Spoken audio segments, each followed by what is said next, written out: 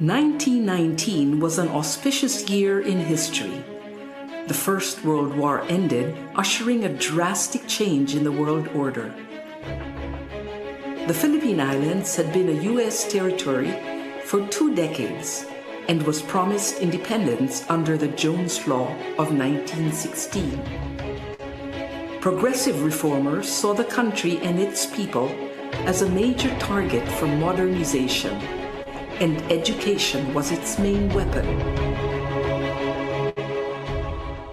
7 forward-looking Filipinas came together in 1919 to create a school where young women could gain the knowledge and skills that would make them modern women. Paz Marquez Benitez was the first president of the Philippine Women's College. Jose Abad Santos was its first chairman of the Board of Trustees. Francisca Tirona Benitez was the second president, and with her husband Dean Conrado, they guided the school from a house on A. Flores Street to its iconic Taft Avenue campus. In 1932, the college became a university, making PWU the first university for women in Asia founded by Asians. It provided a space where innovations in education flourished, and young people were encouraged to be the best that they could be.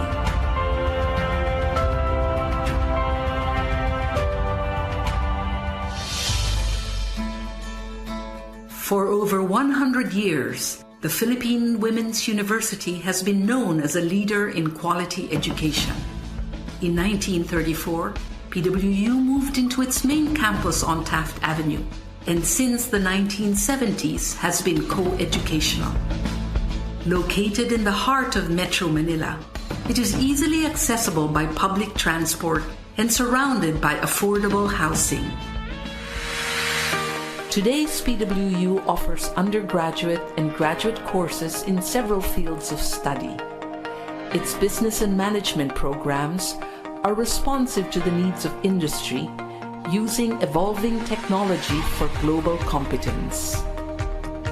PWU graduates excel in arts and sciences, education, social work, and diplomacy.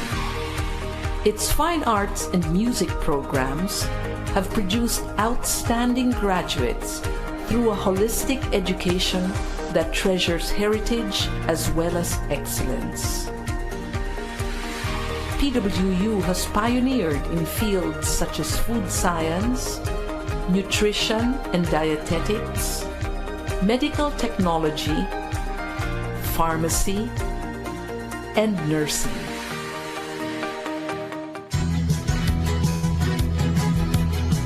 PWU continues to play an essential role in producing graduates who possess the skills that make them competitive in the country and anywhere in the world.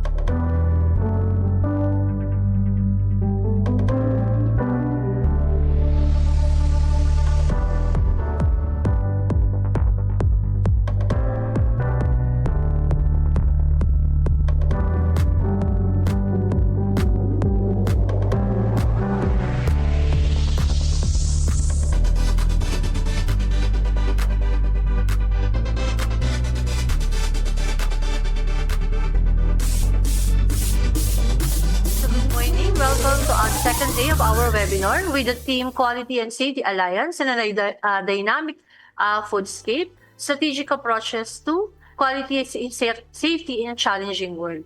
So we will be starting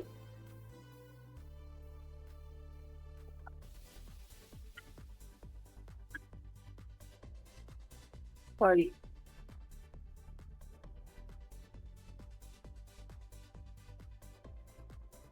So we will be starting in a few minutes. Please be reminded to register through the registration link shown on the screen, also pinned in the comment section, or please scan the QR code flash on the screen. And be sure to put your correct email address since certificates will be sent through your email during the registration. So also make sure that you put the correct email address to be able to receive the certificates. So for your colleague who would like to still join,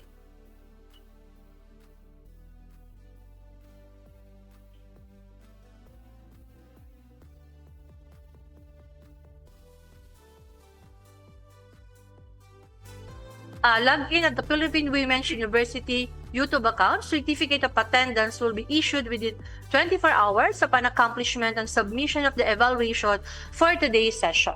So make sure you are registered for today's session. And again, the evaluation link will be flashed on the screen after the end of each session. And be reminded that you only have 1.5 hours to evaluate this morning's session.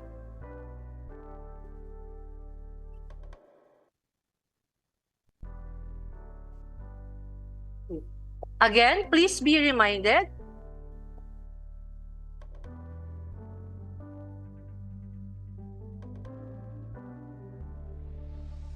okay, just a few reminders.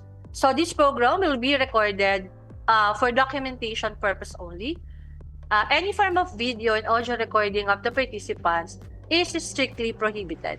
Photos will be posted in social media accounts of the Philippine Women's University.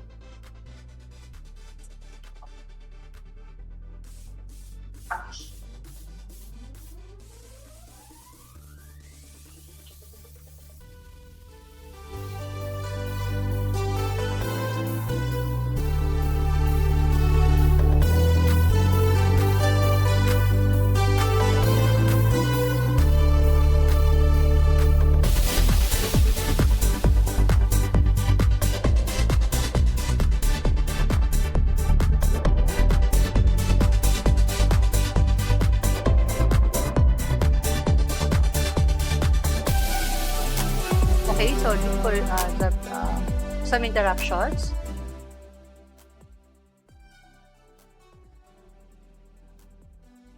So again, important notice that only the host will be allowed to record this webinar, and we do encourage and appreciate note-taking to capture the speaker's valuable thoughts and insights.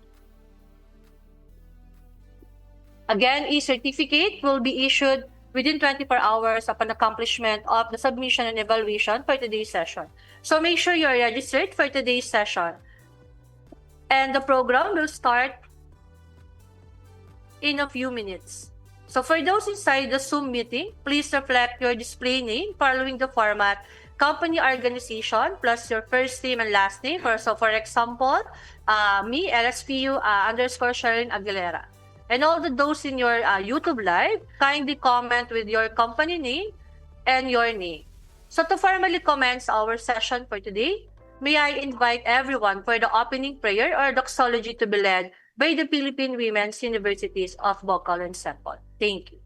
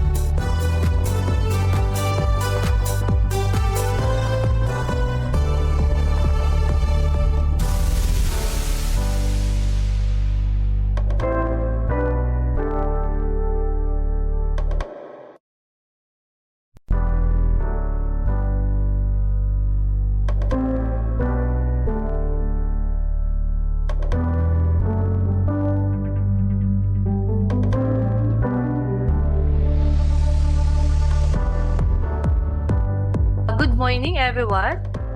I am Sherilyn S. Aguilera, and I'm a instructor from the Laguna State Polytechnic University, Siniloan Host Campus, under the Master of Food City Management of PWU, together with the students from Master in Food Science, hosting this year's Philippine Women's University's Food City webinar with this year's theme, Quality and Safety Alliance in a Dynamic Foodscape, Strategic Approaches to Quality and Safety in a Challenging World.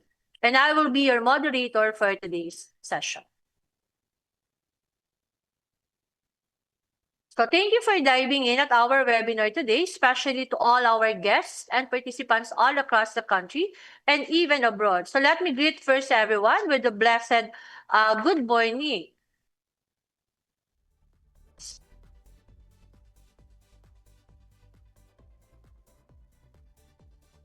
Okay, so let me first greet everyone with a blessed good morning. So we have more than 100 views from our YouTube live. So thank you for joining us again. And again, you can still register and can still join our YouTube live today. So let me greet you in Tagalog for our viewers from Northern Luzon. So magandang umaga para sa ating mga viewers. Paimbang gabigat in Kapampangan para sa ating mga taga Central Luzon naman. Magandang bengi. So can I get a hearty action from our viewers from Luzon? So let me see your heart reactions. Yes, thank you for that response. So sa mga viewer naman natin from Visayas, maayong buntag, maupay nga aga. So can we get a wow reactions naman from our viewers from Visayas? Yeah, thank you po sa mga nagra-heart reactions sa ating mga YouTube viewers. And syempre sa mga taga Mindanao, maayong aga. Assalamualaikum for our Muslim communities and other greetings, Marawaw and Adlaw. So means have a good day. So how about a thumbs up from our viewers from Mindanao? And lastly, from our viewers in the other parts of the world, good morning. So for those watching at the PWU Zoom account, isang magandang umaga. And thank you very much. As of now, I think we have a growing numbers of participants. And I hope and pray that after this webinar series, you will be more inspired and driven in becoming full quality and safety advocates and ambassadors. And we look forward that you will be with us until the end of or until the closing program this morning. It is with much joy and pride to share with you all that this webinar is the fruit of all our learnings and our Philippine Women University's journey. So before we start, again, just a gentle reminder.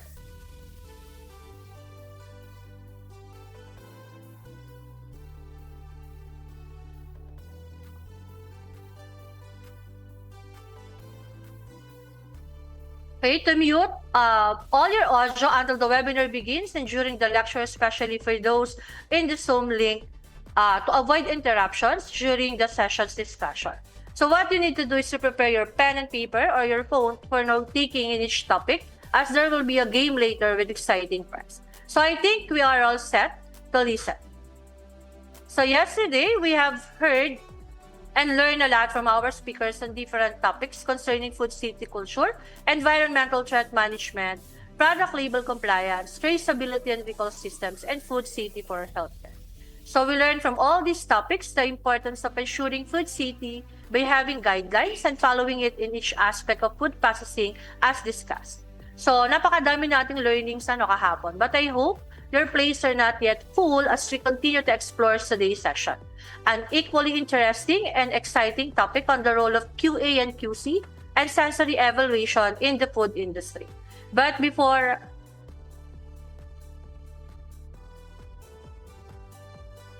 okay, so we have a fascinating lineup of speakers and panelists who will guide us through a journey to understand the nuances and challenges of food quality and safety.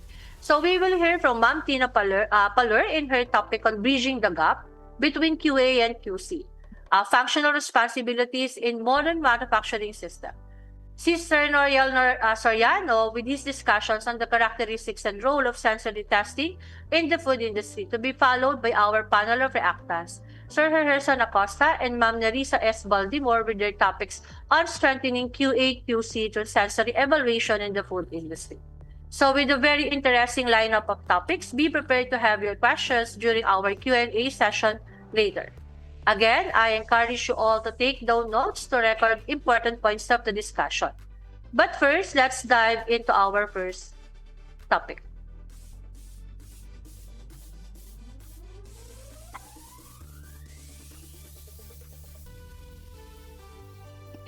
Our first major speaker for today's session is Ma'am Christina Paler, as introduced yesterday as panel of reactor in the product label compliance session. So working as a technical service manager with over 30 years of experience in the food industry, specializing in R&D, quality assurance, and quality control within the food manufacturing and food service. Ma'am Paler will be addressing how we can bridge the gap between quality assurance and quality control in modern food manufacturing systems. She will provide us with insights into the evolving roles and responsibilities of both QA and QC, which are integral to ensuring food safety and product consistency. So let us welcome her with our virtual clap.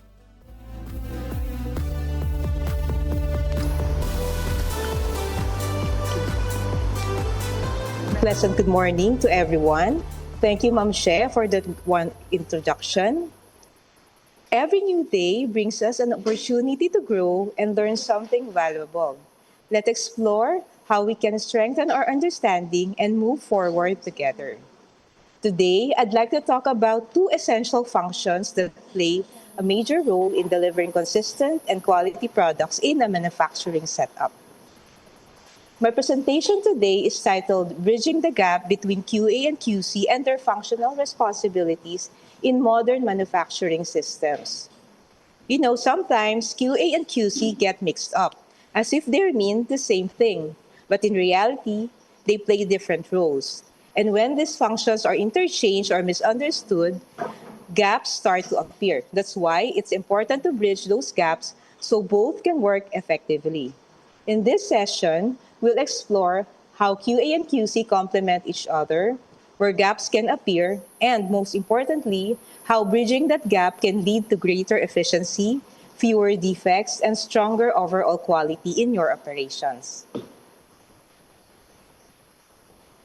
Today's food industry must meet increasing expectations, not only for superior product, but also for ensuring food safety. Consumers seek more than flavor. They demand confidence that their food is made responsibly and adheres to rigorous safety and quality regulations. By applying aligned QA and QC processes, food manufacturers can meet these expectations, ensuring that every product is both safe and consistently excellent. Consistent product quality is critical because it directly impacts customer satisfaction, brand reputation, and operational efficiency. When products consistently meet quality standards, it reduces rework, scrap, and warranty claims, ultimately saving time and cost.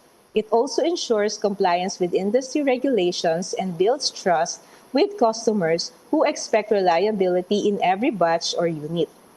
To achieve this, both quality assurance and quality control are essential.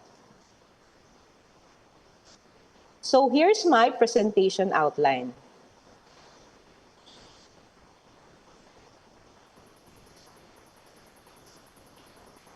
First is the introduction, the importance of quality in food manufacturing. Part 2 is the brief definition of QA. Under it is the key aspects of QA and example of QA activities. Third is the brief definition of QA, the key aspects of QC, and examples of QC activities. Part 4 is the examples of QA and QC documents. Part 5 is the differences of QA and QC. Part 6 is the common gaps between QA and QC and suggested solutions. These two functions are often managed separately, but in reality, they work best when closely aligned. Quality assurance focuses on building strong processes to prevent issues before they occur, while quality control is responsible for identifying any defects through inspection. To illustrate this, let's look at the modern food industry, a sector where quality and safety demands continue to rise sharply. And with that foundation in mind, let's now define what quality assurance is. Quality assurance in food manufacturing is a proactive, systematic, process-focused approach that ensures all production stages consistently meet safety and quality standards. It emphasizes preventing defects by monitoring and improving processes, ensuring regulatory compliance, and delivering safe, quality food products. So let us now discuss the key aspects of QA. These are the core principles of focus area of a quality assurance system. It answers what QA is built on. First, being process-oriented means QA focuses on how food is made, not just the final product. It ensures each step of production is monitored, controlled, and improved to prevent problems before they happen. QA is about the process, not just inspection. It prevents defects by using SOPs, monitoring each stage, and improving systems through feedback. Next is standards and procedures. Standards and procedures are the rules and step-by-step instructions that ensure food is made consistently and safely. They guide every task in production to maintain quality, meet regulations, and reduce errors. Standards set the goals for quality and safety procedures. So these procedures show how tasks should be done to stay consistent and traceable. They also support compliance, training, and quality checks. Third is preventive approach in QA. This focuses on stopping problems before they happen by identifying risk early and putting controls in place. This helps ensure food safety, reduce errors, and avoid costly issues. First, QA detects risk before production. They apply controls to prevent errors. They reduce waste and recalls. This monitors process regularly and meets safety regulations. Fourth is commitment to continuous improvement. A constant effort to make processes safer, better, and more efficient by learning from feedback and making regular improvements. In this, QA regularly reviews and improves methods, use data and feedback to guide changes, involve everyone in the process, and maintain high quality and safety. Fifth is employee training and engagement. QA ensures that all employees are well trained on quality standards, safety practices, and company procedures. Engaged employees understand their role in maintaining quality and actively contribute to continuous improvement. QA conducts regular training on best practices and safety, gives clear communication of QA standards, encourages responsibility and accountability, fosters a quality-focused culture, and empowers employees to identify and solve issues. Next is the regulatory compliance in QA. QA ensures that all food production process follows laws, regulations, and industry standards to guarantee safety and quality. This is to meet government and industry rules, to avoid legal issues and penalties, to protect consumer health, and support certifications and audits. So here are examples of QA activities. These are the specific actions or tasks carried out to apply QA in real operations. This answers how QA is implemented. First is developing and implementing SOPs or the standard operating procedures. Second is the training and mentoring employees on food safety practices and compliance on quality standards. Third is ensuring regulatory compliance. They must be updated on food safety regulations and legal updates like the HACCP, ISO, BRCGS, and application of CPRs. Fourth is conducting internal audits and reviews of systems and processes. Fifth, implementing risk management strategies. Sixth, handling nonconformities by addressing quality issues through documentation and corrective actions or CAPA from customer complaints. 7, implementing quality management systems by establishing and improving QMS. 8 is establishing supplier management protocols to ensure that raw materials meet quality standards by conducting audits and collaborating with the supply chain. So now that we understand quality assurance, let's move on to quality control and see how it complements the assurance process. Quality control is a reactive methodology focused on the identification and correction of defects in final products or within the production process. QC is product-oriented. It primarily involves the inspection and testing of products to ensure compliance with established quality standards. These activities are typically conducted during or after, and sometimes before, the production phase to detect and address any deviations before the product is delivered to the end user. So here are the key aspects of quality control. Product-oriented. QC is concerned with inspecting the actual product and ensuring it meets the required specifications. It focuses on measuring, testing, and sampling products to verify their quality. Second is defect detection. The primary role of QC is to detect defects or nonconformities in the finished product.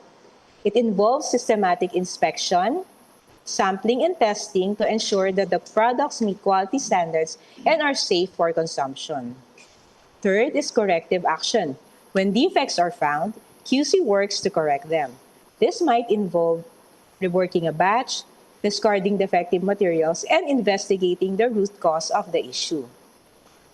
Fourth is statistical analysis. QC often relies on statistical methods such as sampling plans and control charts to monitor and evaluate product quality. It aims to ensure that products conform to specifications through a variety of testing methods. Fifth, it is inspection and testing. QC uses a variety of testing methods such as a sensory evaluation, microbiological testing, and physical-chemical analysis to verify product quality. Samples from batches are tested against predetermined criteria to ensure they meet standards. So here are some examples of QC activities. First, they inspect raw materials and ingredients before use. Second, they conduct in-process checks during production. Third, they perform product testing like the microbiological, chemical, and sensory. Fourth, they apply statistical tools to monitor quality. Then, they correct nonconformities, remove defective products. QC also issues the certificates of analysis to clients. And then, they check packaging for errors and accurate labeling. So in this table, we will see the main differences of QA and QC. For the focus, QA is process-oriented. It ensures that every step in the manufacturing process, from raw material selection, sanitation, equipment maintenance, staff training, to documentation, is done correctly. For QC, is product-oriented and focuses on the actual product being made. It involves testing, inspecting, and checking raw materials, in-process items, and final products. The goal is to detect defects or deviation and make sure that the product meets safety and quality standards before release. For the objective, QA prevents defects by improving processes to make sure the right processes are in place so that safe, consistent, and high-quality food is produced every time.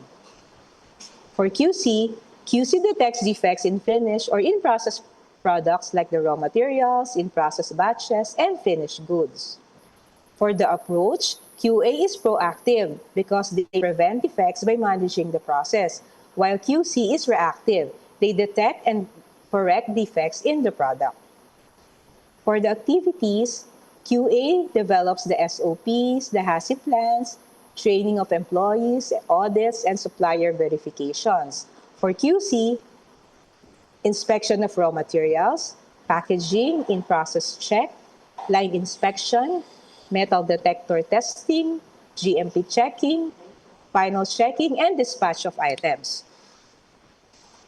And also sometimes the evaluation of retained samples. For the responsibility, QA's responsibility is shared across management and production teams. They require everyone's involvement to maintain food safety and quality. Management is involved because of the approval of the systems. They are the ones who provide the resources. Like for example, for the production, they help implement the established systems. QC is usually carried out by trained lab staff and inspectors who directly check and test the product. For the outcome, QA prepare consistent systems that ensure safe food production, while QC verifies the safety and compliant products are ready for release.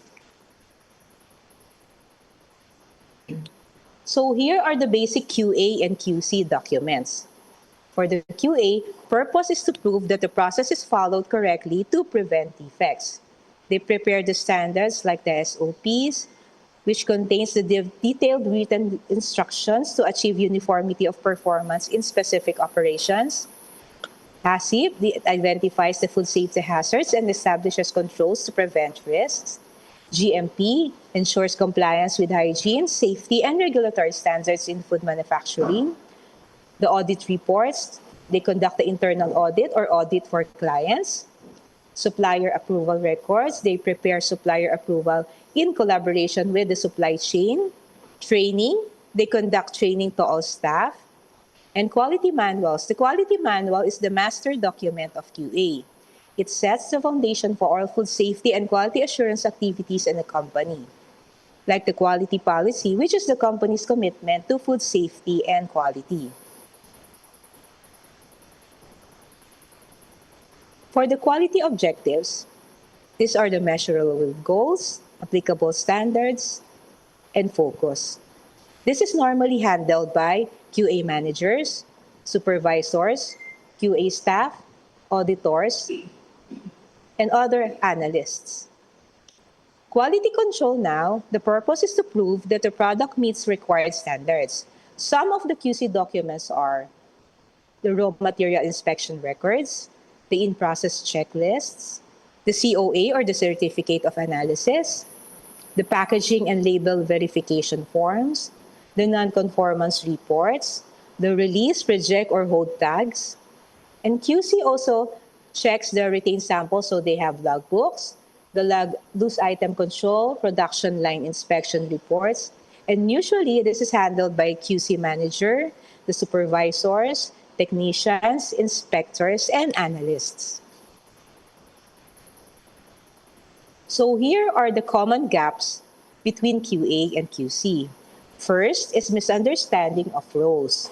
And to address this, responsibilities must be clarified through frequent training and job descriptions. Second is weak communication. To prevent this, you must create regular QA and QC review meetings and shared reporting systems. Third is documentation gaps. Align QA manuals and SOPs with QC records for consistency. Fourth, sometimes there is over-reliance on QC.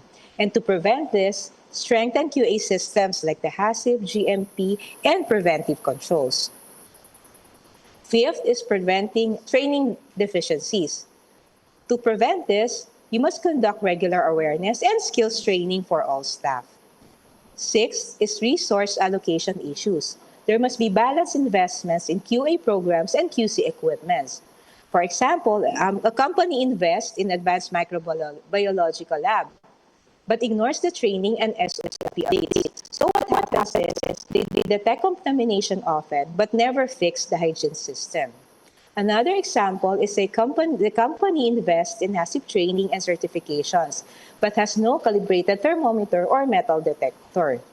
So they have food safety plans, but no proof balance that the products meets limits. Last is the corrective actions not linked. So you must ensure that CAPA feedback loops from QC testing to QA systems. For example, QC findings like test failures or non-conformances are corrected immediately on the spot, like in the work, reject, adjust machines, but are not formally reported back into the QA system. So this means that the root cause is never analyzed and the same problem keeps happening. So to conclude, Quality assurance and quality control are equally vital to food manufacturing because they address different but complementary aspects of quality. QA ensures that systems, procedures, and preventive measures are in place to avoid problems before they happen. This includes developing SOPs, implementing hazard conducting audits, and training the staff. QC, on the other hand, verifies that the product itself meets specifications through testing, inspection, and defect correction. This involves laboratory analysis, packaging checks, and final product release. By working together, QA and QC create a strong safety net. QA reduces the chances of errors occurring, while QC ensures that any issues are caught and corrected before products reach consumers. Neither function can stand alone. Both are equally important to guarantee food safety, regulatory compliance, customer satisfaction, and the company's reputation in the market. So regardless of company size, the goal remains the same, which is to uphold quality that ensures safety and trust. This is made possible when quality assurance and quality control work in collaboration with other departments, bridging the gaps and aligning efforts toward a shared commitment to excellence. As we've seen today, QA and QC may serve different roles. QA prevents while QC detects, but together they ensure consistency, safety, and trust. When we bridge the gap between the two, we don't just comply with standards, we create a culture of quality. So when QA prevents problems and QC detects them, collaboration builds a true quality culture. Together, QA and QC don't just meet standards, they create trust, safety, and excellence. So now you may check my references for your additional sources of information. So with that, I'd like to thank you all for your time and attention. I hope this session gave you an additional insights on how QA and QC can work hand in hand. Bridging QA and QC, building trust, safety, and excellence. Thank you, everyone, and enjoy the rest of the morning. Thank you.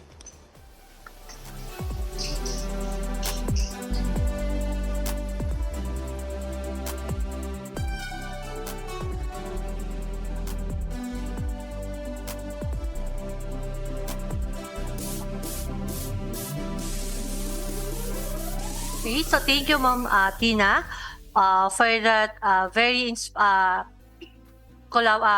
informative information about QA and QC. And so sabi ni Ma'am Tina kanina, pag nasa QA ka, it focuses on preventing problems, while pag nasa QC ka, you ensures that if there's a problem, it must be detected before reaching your consumers.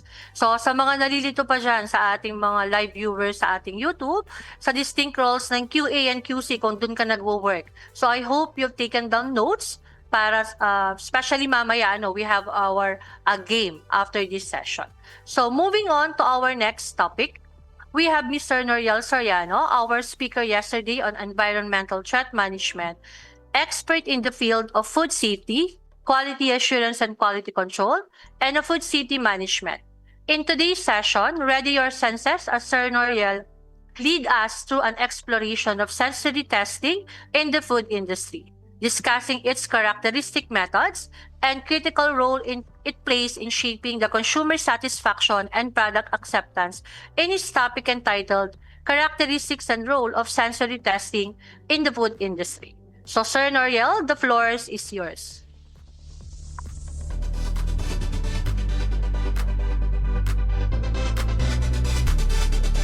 Thank you, Ma'am She, for such a warm welcome. So, good morning, everyone. Welcome to the final day of our webinar series on Quality and Safety Alliance in a Dynamic Foodscape.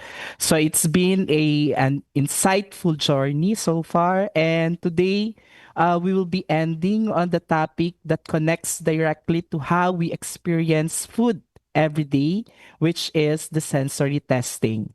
So through sensory testing, we are able to measure these experiences scientifically and translate them into evaluable insights for the food industry. So it is only it it not only guides product development, but also ensures that what reaches the market truly resonates with consumers. So today we'll explore the characteristics of sensory testing and its important in the role in bridging the gaps between product innovation and consumers acceptance.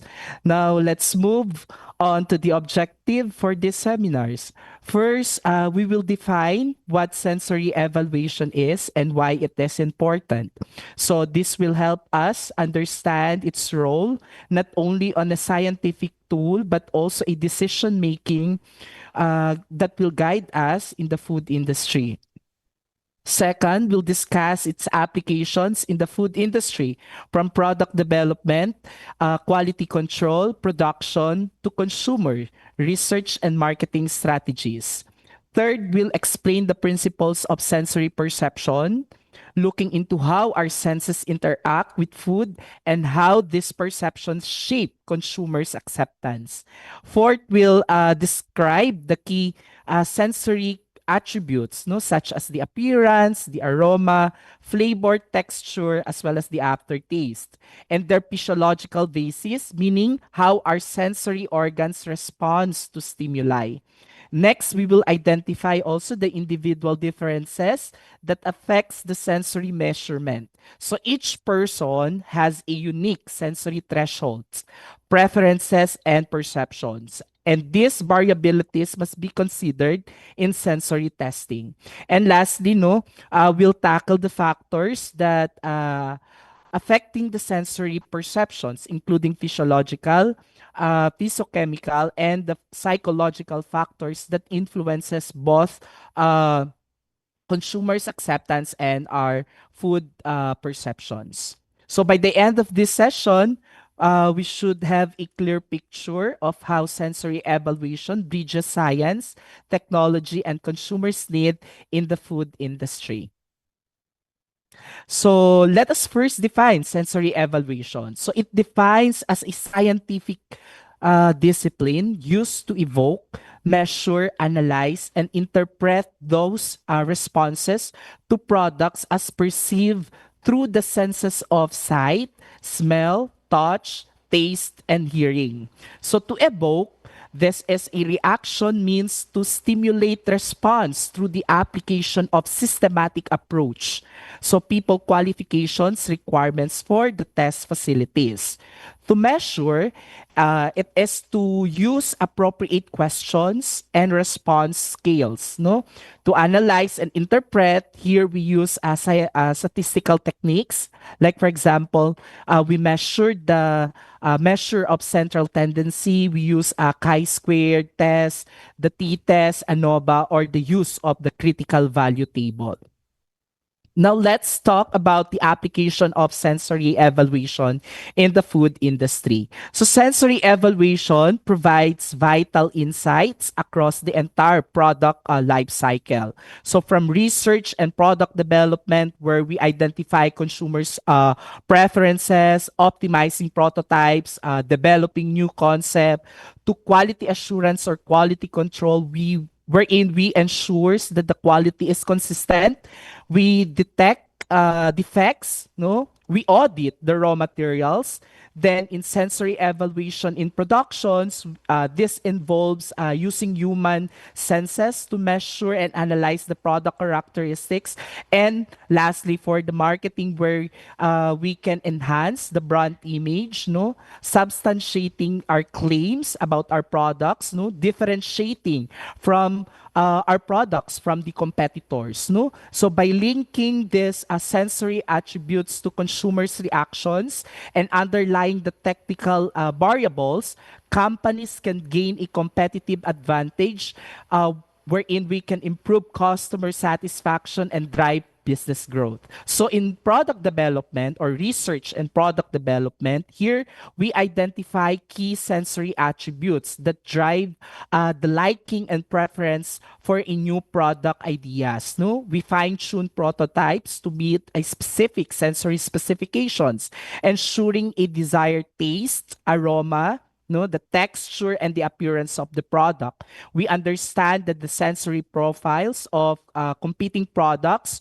to develop innovative features, no, or improve the existing ones, no. And lastly, we monitor how the sensory qualities change over time to establish the product shelf life and prevent spoilage. So in quality control and quality assurance, we evaluate the sensory quality of incoming raw materials, that is to prevent quality issues in the final products. No, we monitor and ensure that the sensory specifications are met throughout the product processes and supply chain. We identify issues like taints or off flavors that may not be detectable by our analytical method. That is why we use our senses, no, to to check if there are issues, no, and tainted in the raw materials. And lastly, it helps us to standardize products, no, by identifying the process variables that impact the sensory quality. For sensory evaluation in production, this involves, as what I have said earlier, this involves using the human senses, no, to measure and analyze the product characteristics like flavor, the texture, and the appearance to ensure quality. So improving the existing product also, no, as we use the sensory evaluation in production, and it also develops new ones that meet consumers' preferences. So this scientific approach will provide vital feedbacks at various stages of the production life cycle.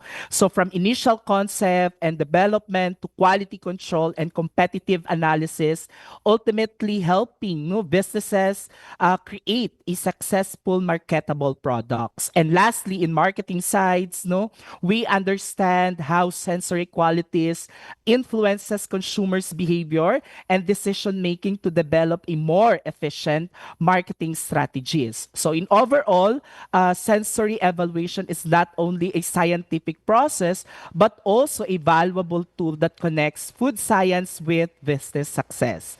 Now let's move on the sensory perception. So according to Gatchalian and Brannan, 2009, so a consumer select a commodity based on his preconceived notion of its acceptable attributes and his general ideas of fitness for use. So in simpler term, so this means that when we choose food, we do not just rely on the actual taste or smell. So during consumption, we also bring with us our expectations, our experiences, as well as our personal standards of what makes food acceptable.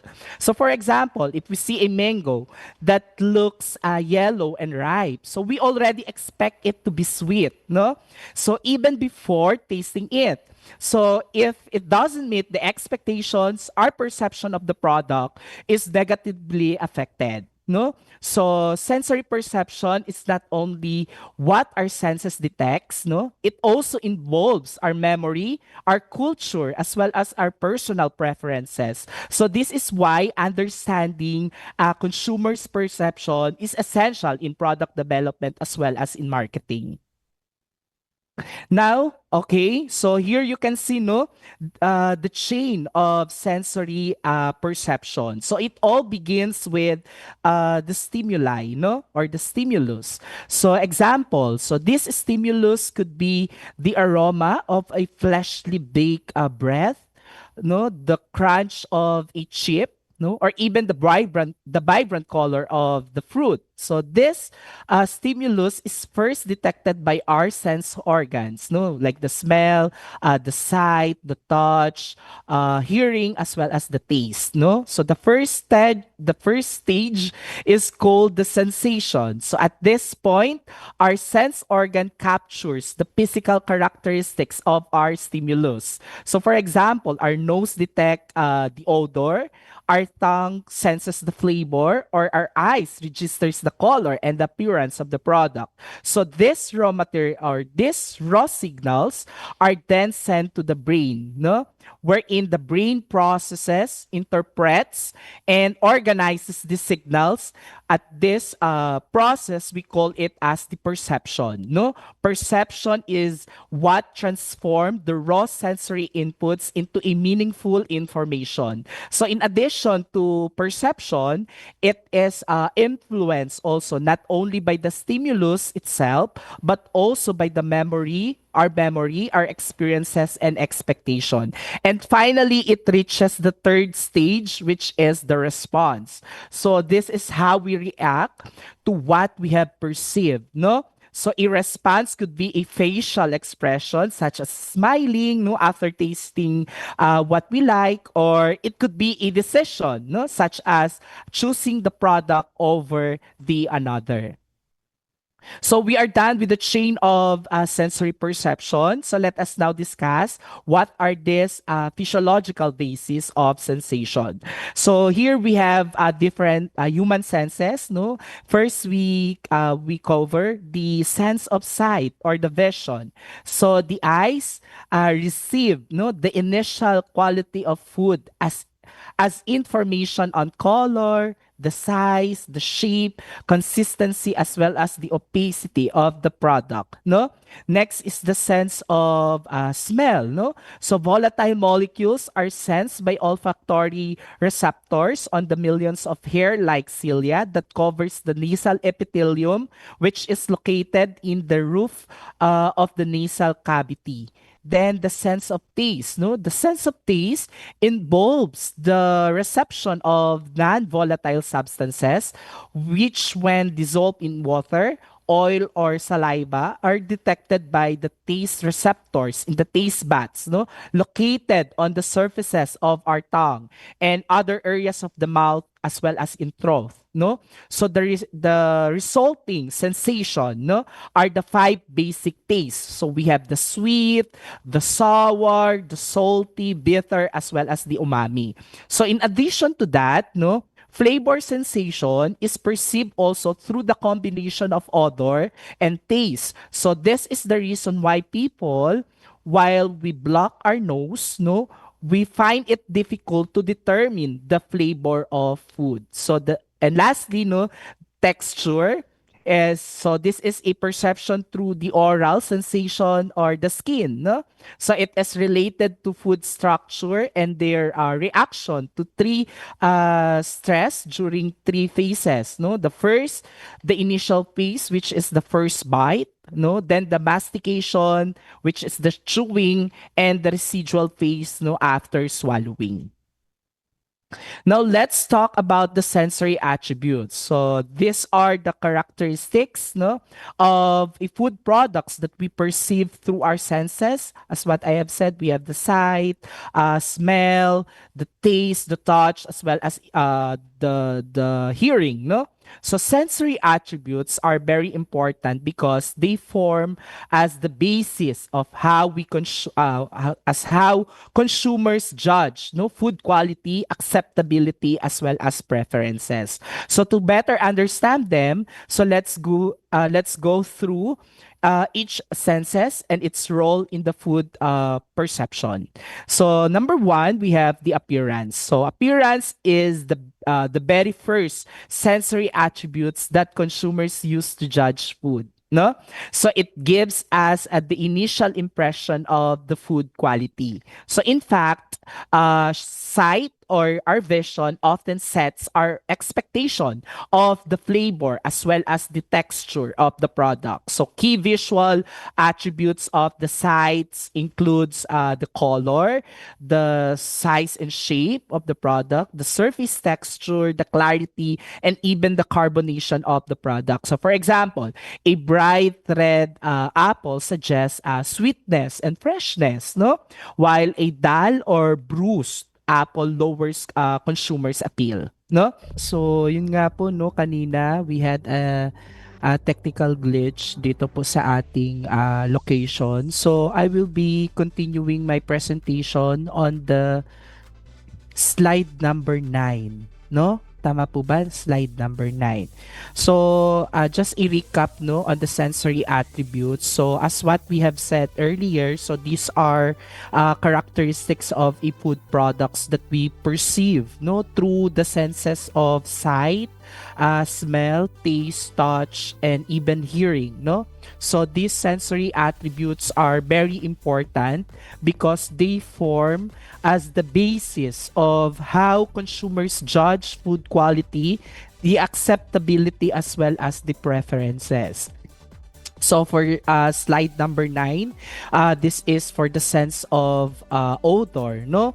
So odor are detected when the volatile compounds enter the nasal passage, no? So we differentiate between odors and aroma when odor which is perceived when the food is sniffed with the mouth closed, no? While aroma which is perceived with the mouth open. So this is allowing the volatile matter to reach the nasal cavity. So this is why, no, aroma plays a very important role in flavor, no? Just think of how bland food seems when we have a stuffy nose, no? So that's it. Then moving on the sense of taste, no? So taste perceptions come from the non-volatile substances, no? Mostly through the taste or the taste buds, no? So we recognize for basic taste, we have sweet, sour, salty, and bitter. While the fifth taste, we call it as the umami. So this is the savory taste which is linked to glutamate, no? But taste does not define flavor, no? So flavor, this is a combination of aromatics, taste, and chemical feelings. Example of this are astringency in unripe bananas, the spiciness in chili, the cooling of menthol, or even a metallic aftertaste. So we also have mouthfeel, no? So this describes as how food is physically perceived, no, in the mouth. So we can either determine the mouthfeel through the viscosity, consistency, and the overall texture of the food. Then we have the sense of touch, no? So sense of touch plays a very important role in texture perception. So texture is not only felt by touch, but it also influences the sight and even hearing, no? So think of the crispiness of a fried chicken. So it's both felt and heard, no, enhancing the eating experience.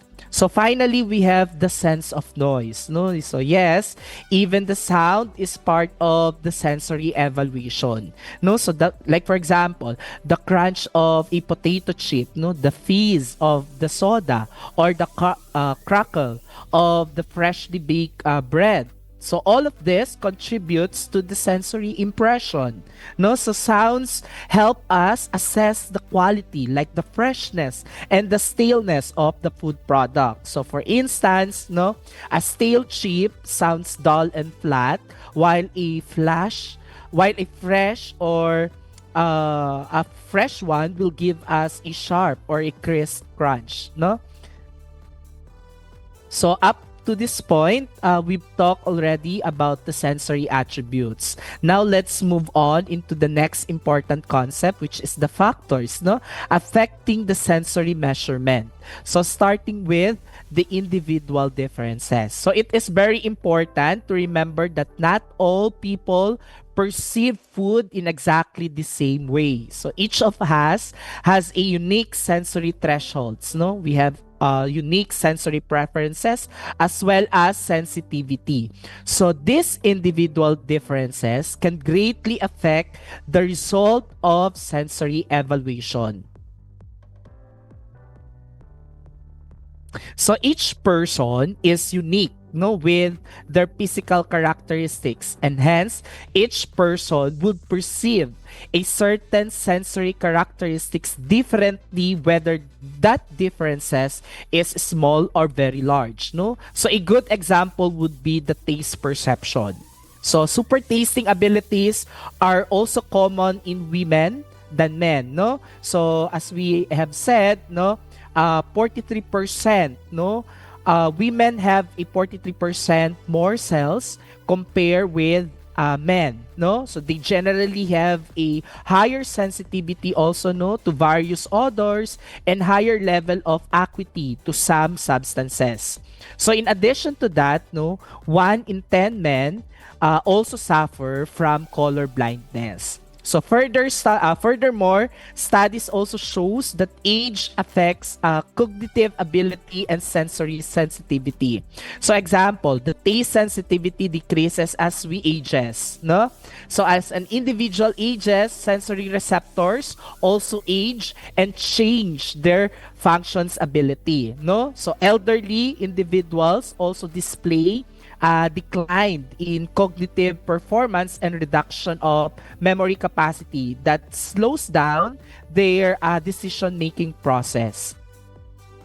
So on top of the physical characteristics of a person, there are also factors of personality and attitude. So personality, this refers to the combination of a person inherent qualities, while the attitude, this refers to the way how we think, no, how we feel or behavior towards a specific person or things, no, and it is affected by our own personality. So attitude towards food is a big factor in sensory evaluation. So if, like for example, if a panelist dislike, no, the food sample presented, so it will affect their perception and judgment of the samples presented.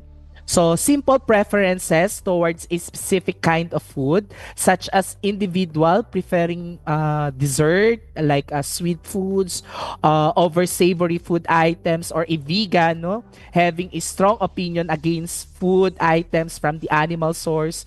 So these are taken into consideration when measuring the sensory perception. So similarly, no, for vegan individual, most likely not they will not most likely will participate in the sensory evaluation because they tend to eat food that are that the food are coming from the plant, so as a that the food items are coming from the plant source, no.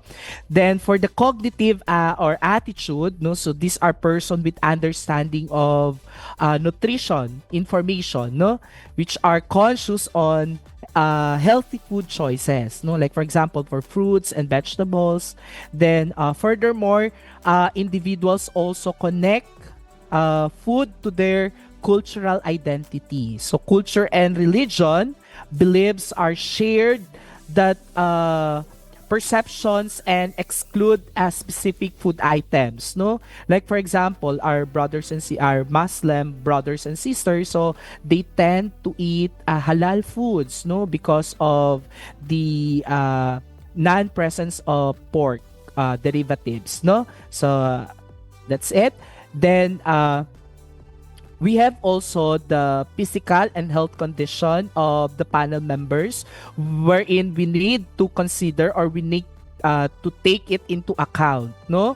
So it is necessary that the sensory panelists be physically and psychologically healthy and not suffering from certain diseases or conditions that will inhibit their ability to discriminate the food color, the taste, the texture, as well as the odor. No, so screening also is very essential, which usually done to check if the individuals are suffering from color blindness, no, anosmia, or geisha, no, allergies, or the use of medications which causes sensory loss as well as sensory dysfunction.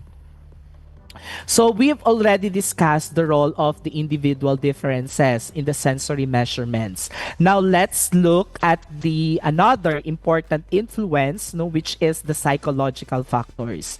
So psychological factors often introduce through these different types of errors in sensory evaluation. So these errors don't come from the food itself, but from the way panelists think, how panelists feel, and how panelists respond during the test.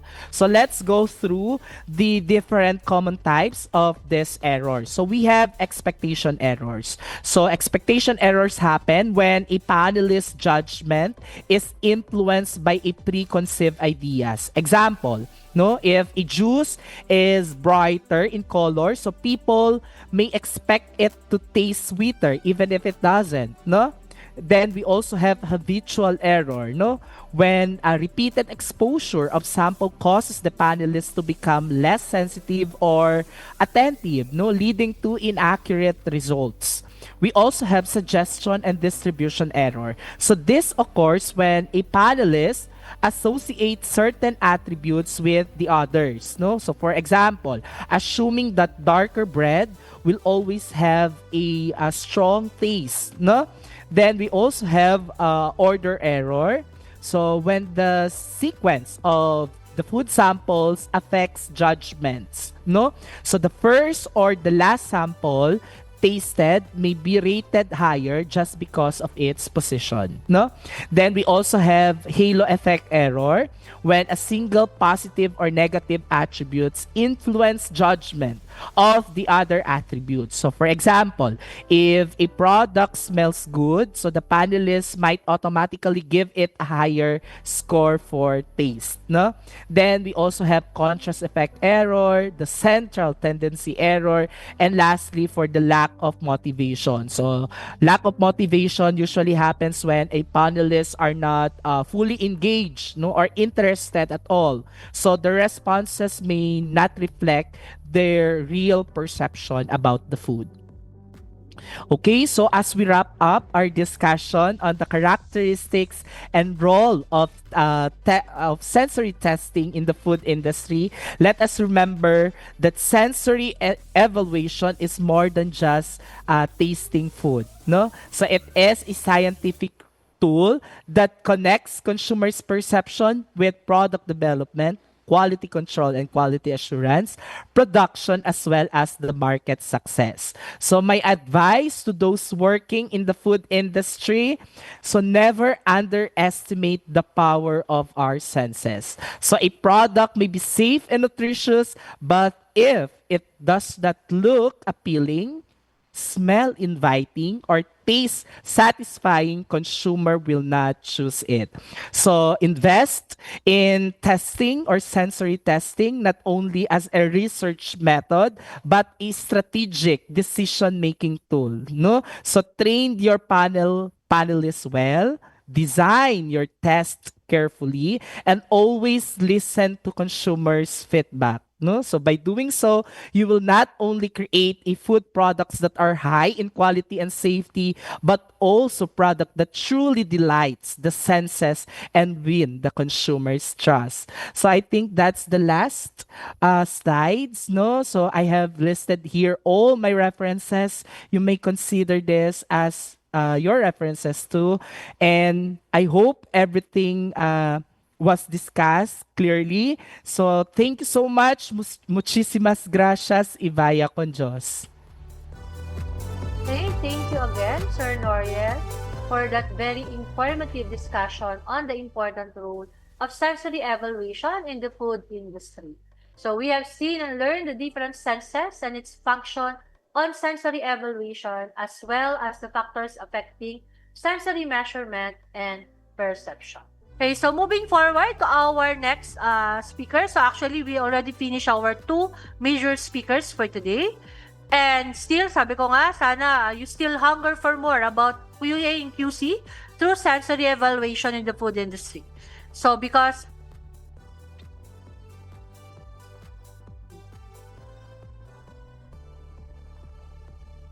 okay, so we will have our first panel of a reactor for today, which is Mr. Herson Acosta. Also a major speaker, yesterday on traceability and recall system session. He has over 19 years of experience in manufacturing, currently working as production office under Max Bake Shop Incorporated. And our second panel of reactor, Ms. Nerissa S. Baldemore, major speaker yesterday on food safety culture, with over 20 years of experience in the food industry, currently leading and empowering the Mary Grace Food Incorporated. And together, Mr. Acosta and Ms. Baldemore will bring their vast experience in the food industry. And they will help us understand how QA and QC and sensory evaluation can work together to create better products and safer food systems through their own practices and experiences with their respective company, Max Bake Shop Incorporated and Mary Grace Food Incorporated. So each panel of reactants will discuss how they use sensory evaluation and quality assurance and quality control in delivering quality and safe food products for their consumers. So again, sa ating mga YouTube live viewers, are your senses ready to see, hear, and learn more? So all eyes and ears as Sir Herson and Ma'am Nerissa delivered their topic entitled Strengthening QA and QC through Sensory Evaluation in the Food Industry. So Sir Herson, the floor is yours.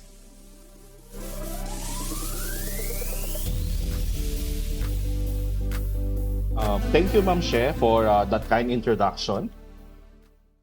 And thank you, Ma'am Tina and Sir Noriel, for your insightful presentations. We have just learned from Ma'am Tina about the vital role of quality assurance and quality control in the food industry, ensuring safety, compliance, and consistency in every product. With the presentation of Sir Noriel, we also explored sensory evaluation with focuses on what customers actually experience, the taste, the aroma, texture, and the appearance of food. Now we will bring these two together. This is where my discussion comes in, strengthening QA and QC through sensory evaluation in the bakery industry. I will show how these two aspects complement each other, how QA and QC provides the foundation for safety and consistency, while sensory evaluation ensures that our breads, cakes, and pastries meets customer expectation and build lasting trust. Good morning, everyone. My name is Sir Herson Acosta, currently working as a production officer in a bakery commissary.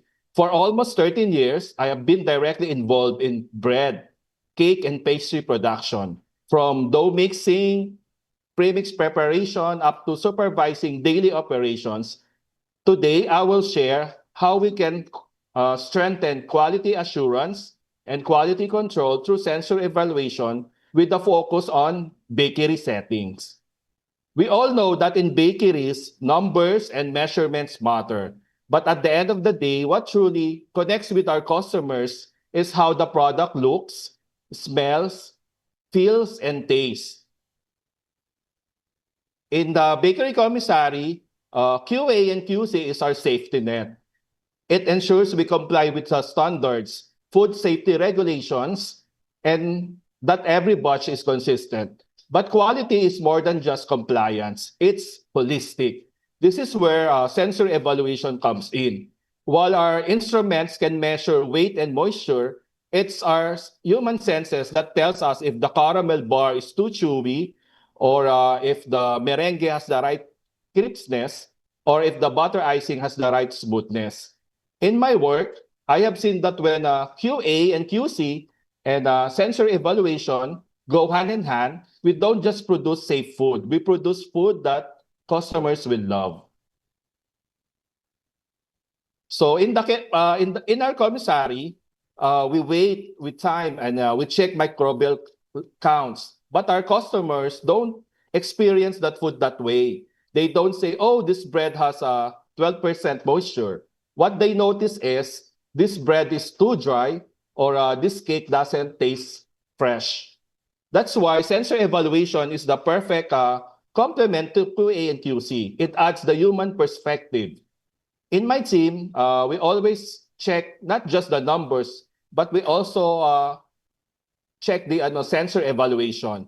Does the bread smell fresh? Or does the caramel bar have the right bite? Or does the butter icing have the right mouthfeel? This small check make the big difference in customer satisfaction. One of the biggest challenges in the large-scale bakery production is consistency.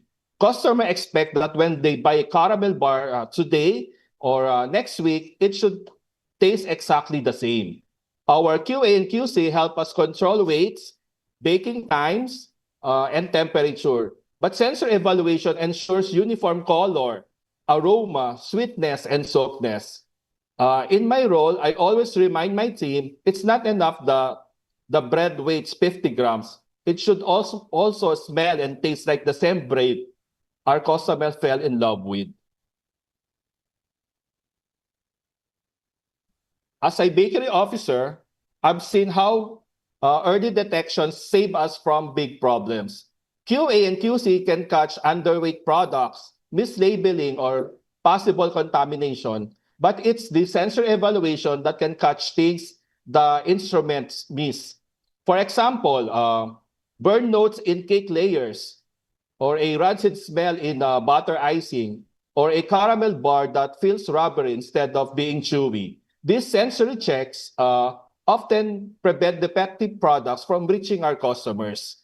Sometimes, just one off-tasting batch can affect customer trust, and that's something we must protect at all costs. Now we will dive the application of sensory evaluation in bakery QA and QC. First, we can apply a sensor evaluation in new product development.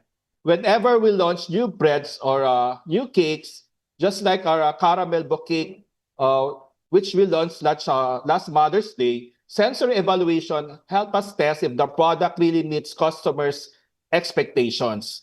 Second, in shelf life monitoring, sensory evaluation tells us if the bread starts tasting stale after 2 days or if the butter icing loses smoothness after 3 days. Third will be in-process control. For example, adjusting mixing times, baking temperatures, or cooling methods based on sensory results. And lastly, through consumer preference funnels. These funnels guide us if a product is ready for market or if adjustments are still needed. Here are the benefits of sensor evaluation for bakery production. Number one, sensory evaluation strengthens Q and Qs in many ways. First, it ensures consistent taste and textures across outlets so customers feel the same experience everywhere. Second, it reduces customer complaints and minimizes product waste because we detect defects early. And lastly, it provides actionable feedback to improve our baking process.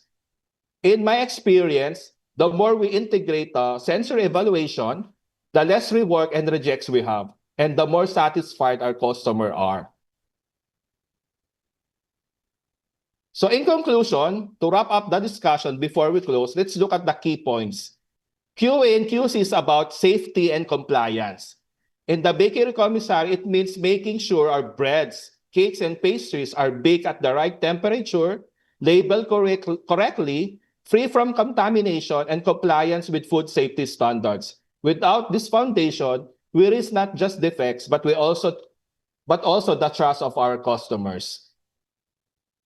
Also, sensory is about customers' acceptance. At the end of the day, customers don't talk about water activity or baking yield. They talk about how soft the bread is, or how rich the cake tastes, or how fresh the pastry smells. Sensory evaluation bridges the gap between technical compliance and customer satisfaction. Together, they make quality management stronger. QA and QC tell us the product is safe and consistent, while sensory evaluation tell us it is enjoyable and worth buying again. When we combine these two, QA and QC and sensory evaluation, we don't just pass standards, we create products that customers trust and love. This is the balance we aim for every day in our bakery production: scientific accuracy plus the human experience. And in closing, as a production officer, I always believe that our work goes beyond baking. Every loaf of bread, every caramel bar, every cake we produce carries the trust of our customers. By combining QA and QC with sensory evaluation, we protect the trust. We don't just deliver products, we deliver consistent, safe, and enjoyable food experience. Let me leave you with this thought. Quality is not only measured, it is experienced. So once again, thank you for listening, and let's enjoy the rest of the day. Back to you, Ms. She. Thank you, Mr. Herson, okay, or Sir Herson, for that discussion. Okay, so for our, I think by this time, you might have already questions on your mind, but hold it still as we go down to our last speaker for this morning session. Our second panel of reactant, Ma'am Nerissa S. Valdemore. So all ears to Ma'am Nerissa.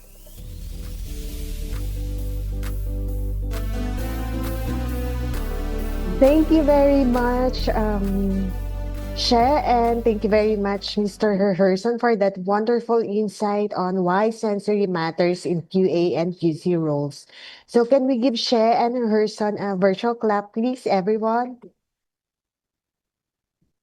Thank you, and good morning to all our amazing participants, students, educators, researchers, and professionals across the academic and food industry sectors. We are so glad that you have accompanied us in this two-day webinar, and we truly appreciate your time and curiosity to learn more. As the last speaker, allow me to add more insights on the strengthening QC and QA roles through sensory evaluation in the food industry. So, marrying the previous topics discussed by Tina and Noriel, I'll be diving more on the importance of sensory evaluation for QC and QA roles and how sensory evaluation strengthens or even equips their roles in manufacturing. So, the following are my topic outlines. As shown, I'll be discussing more on the importance of sensory evaluation for QA and QC roles in manufacturing operations, how sensory evaluation strengthen QA and QC roles, and how can we benefit as a business, and the interconnection of QA and QC roles in the manufacturing industry. Next. So to begin with, sensory evaluation is crucial for quality assurance and quality control roles because it enables professionals to objectively assess product characteristics like taste, smell, texture, and appearance, as mentioned by the previous speaker, Mr. Noriel. No? So here are the importance of sensory evaluation. Sensory evaluations enable QA and QC roles by ensuring consistency. In Mary Grace, quality and consistency of hot meals and bakery products are very important. This builds trust and loyalty from our guests and customers. The same way, meeting consumer expectations by ensuring that we have given the same positive experience every time you bought or a piece of cake or dine in at Mary Grace cafes. No? And also sensory evaluations identify issues before products reach the market. Early detection often points to underlying production or supply chain problems. Fixing this improves overall efficiencies and, of course, reduces waste. So, how does sensor evaluation strengthen QA and QC roles in the manufacturing? So, in Mary Grace detection, or even across all manufacturing detection, of any deviation is key. Sensory evaluation plays a vital role by identifying changes in taste, aroma, texture, and appearance, not just before products reach the customers, but more importantly, before a full-scale production begins. So for example, if you're sinong may favorite ng Mango Bene ng Mary Grace? Yan. The sensory evaluation can help detect variations in sweetness or sourness of delivered mangoes. Even if the mangoes appear similar in color, its taste profiles may vary significantly.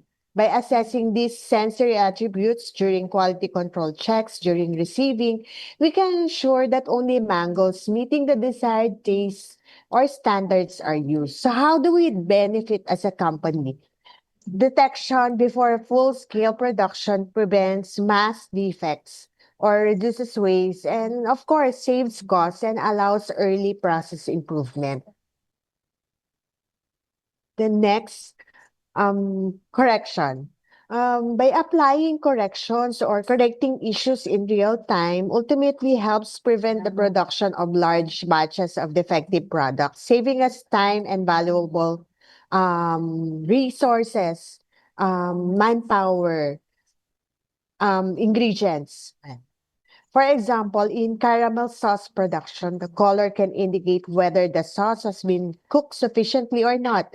A lighter color may signal undercooking, while an overly dark color could mean it's been overcooked. Sensory evaluation in this case enables QC personnel or even line operators to make immediate adjustments to cooking time or temperature, ensuring that final products meet quality standards before production continues. And how we benefit as a company in real-time corrections, it prevents escalations of defects, improves consistency, and reduces downtime. So on the process, if the process, once the process has been corrected or brought back within the normal operating conditions, here comes in the quality assurance personnel. They verify that the validated process controls are working effectively. So these verifications can be done through sensory evaluation of representative samples or product retentions, ensuring that quality has been restored and maintained, which may also initiate corrective actions in the long run. So validating or validation and implementing corrective actions through sensory evaluation checks help confirm whether a validated process controls are working effectively. So from raw materials to processing conditions and even storage methods, for example, in our soft bread production, sensory attributes like color, texture, or aroma serves as indicators that proofing or even baking parameters have been properly followed. Any deviations in these attributes can signal issues in time, temperature, or even ingredient handling, allowing root cause analysis and implementing corrective actions to troubleshoot and maintain product quality and consistency. How we benefit as a company, validation and corrective actions ensures reliability, meeting regulatory standards and established product quality and standards, and improves root cause handling in the long run. Then eventually, this validation and corrective actions open opportunities for continuous improvement. This supports product development and through sensory feedbacks from QA and QC helps R&D team improve or refine products, aligning them more closely with consumer preferences. While in our laboratory confirmed product safety or chemical properties like moisture, for example, sensory evaluation reflects the actual customer experience as mentioned by Herson, no? like the texture mouthfeel, making it a vital tool in delivering products that meet market or guest or customer expectations. How we benefit as a company, continuous improvement drives innovation, increases efficiency, and builds long-term consumer trust. To summarize these roles, as Miss Tina discussed earlier, the QA and QC gap should be closed. So let us now connect these roles and let's see how they are interconnected and how they complement each other through early detections, smoother or real-time connections, or even validation that makes continuous improvement more effective. So together, they form the backbone of a robust quality management system that promotes reliability, efficiency, and long-term success in production or manufacturing operations. This collaborative approach between QA and QC not only ensures consistent product quality but also contributes to the organization's continuous improvement efforts. These efforts are often in partnership with R&D, production, and other departments, especially when deviation in sensory properties reveal opportunities to refine existing processes or develop more robust control. As mentioned by Sir Noriel, in different applications of sensory evaluation applies to different areas like research, product development, and production. So while this illustration may or may not be the same exact structure or responsibilities across other organizations, here's how this process is being tailored to Mary Grace manufacturing operations. Yun. QC roles are not limited to designated individuals under the QA department. In many steps of the production processes, QC responsibilities are embedded within the roles of process owners, such as operators or line leaders, empowering them to detect and correct deviations in real time.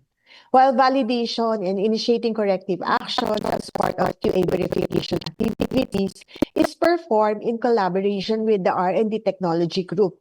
This is critical as R&D originally established the process parameters during the commercialization phase of the new products. And lastly, QA contributes significantly to continuous improvement, working closely with R&D not only in validation but also in ideation and process optimization, ensuring that the product quality evolves alongside the consumer expectations and operational capabilities. So as a conclusion, sensory evaluation is crucial for quality assurance and quality control roles to ensure product consistency, identify quality deviations before they reach consumers, and objectively benefit businesses. They are interconnected and should cross-functionally work with other departments. So if you would like to know more or if this topic interests you, you may refer to the following references that I used in this topic. And to end my presentation, I would say that from Frederick Nietzsche, all credibility, all good conscience, all evidence of truth come only from the senses. Thank you so much, everyone, for listening. Okay, so thank you very much, Ma'am Nelly, for that discussions, okay, on how you do it with Mary Grace or with Mary Grace Food Incorporated. So there you have it, the application of how QA and QC together with sensory evaluation can deliver us consumers not only safe but also quality that we all love as available in the market. So again, thank you for all our speakers, okay, for today. So we are now about to start our open forum for this session. So dun sa ating mga live viewers from our YouTube and sa mga participants natin in the Zoom, so you can type your questions in our chat box, both in the Zoom meeting and in the YouTube live. And we'll make sure to address as many questions as time permits. But let's dive right into the question and answer, okay? So, can I invite all our speakers, our major speakers, si Ma'am Tina and Sir Noriel, and our panel of reactors, Sir Herson and Ma'am Nerissa, to open their camera. Okay, so again, to all our viewers and participants, in each platform, this is your chance to ask questions, share your insights, or raise any points you'd like to discuss regarding the topic shared. So we encourage you to be active, as this space is a space for collaboration and learning. Okay, so let's see, meron na ba tayong mga questions? So I think we have questions coming in. So we have our first question. So this is okay. So is it okay to merge QA or quality assurance and quality control? So I think this is for Ma'am Tina. So Ma'am Tina, can you answer this question? Thank you. Thank you, Ma'am.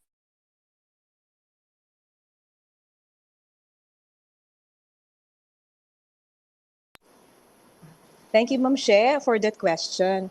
So yes, it can be merged. QA and QC can be merged, especially in smaller organizations. It will be better to separate, but then it will still depend on the size. So for smaller industries, it is okay as long as the team knows exactly each role and each core functions. Thank you. Okay, so thank you, Ma'am Tina, for that answer. So I hope it answers the question. And also next, we have uh, this one. So if we were part of the QA team, so how would you use sensory evaluation to ensure food safety and product consistency? So I think the question is for Sir Noriel.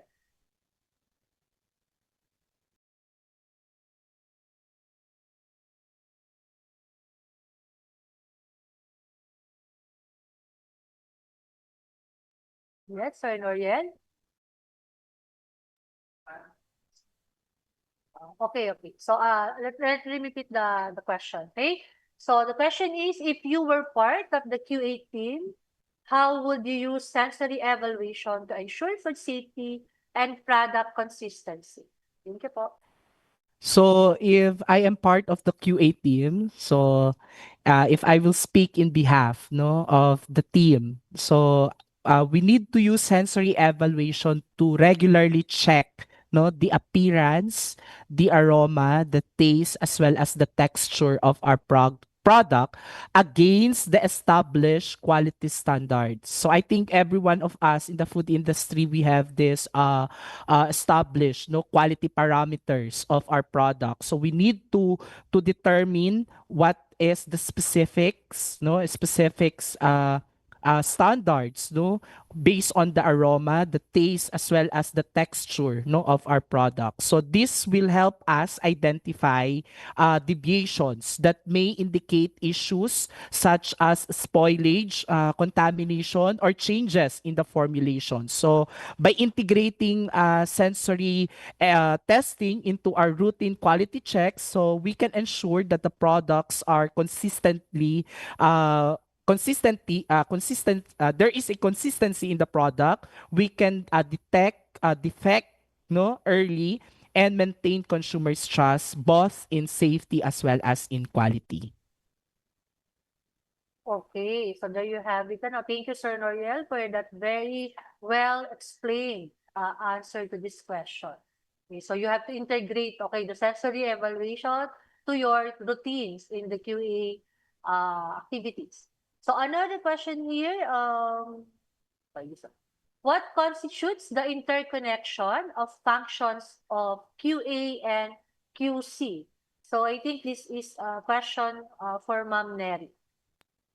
Yeah, thank you, Cher, and thank you for that question. And QC and QC role function, as discussed earlier, no, are interconnected and they complement each other. So number one, yung strong early detection supports smoother and real-time correction. And this opens opportunities for validation, method validation, process validation, and even corrective action which makes continuous improvement or processes more effective. So, thank you.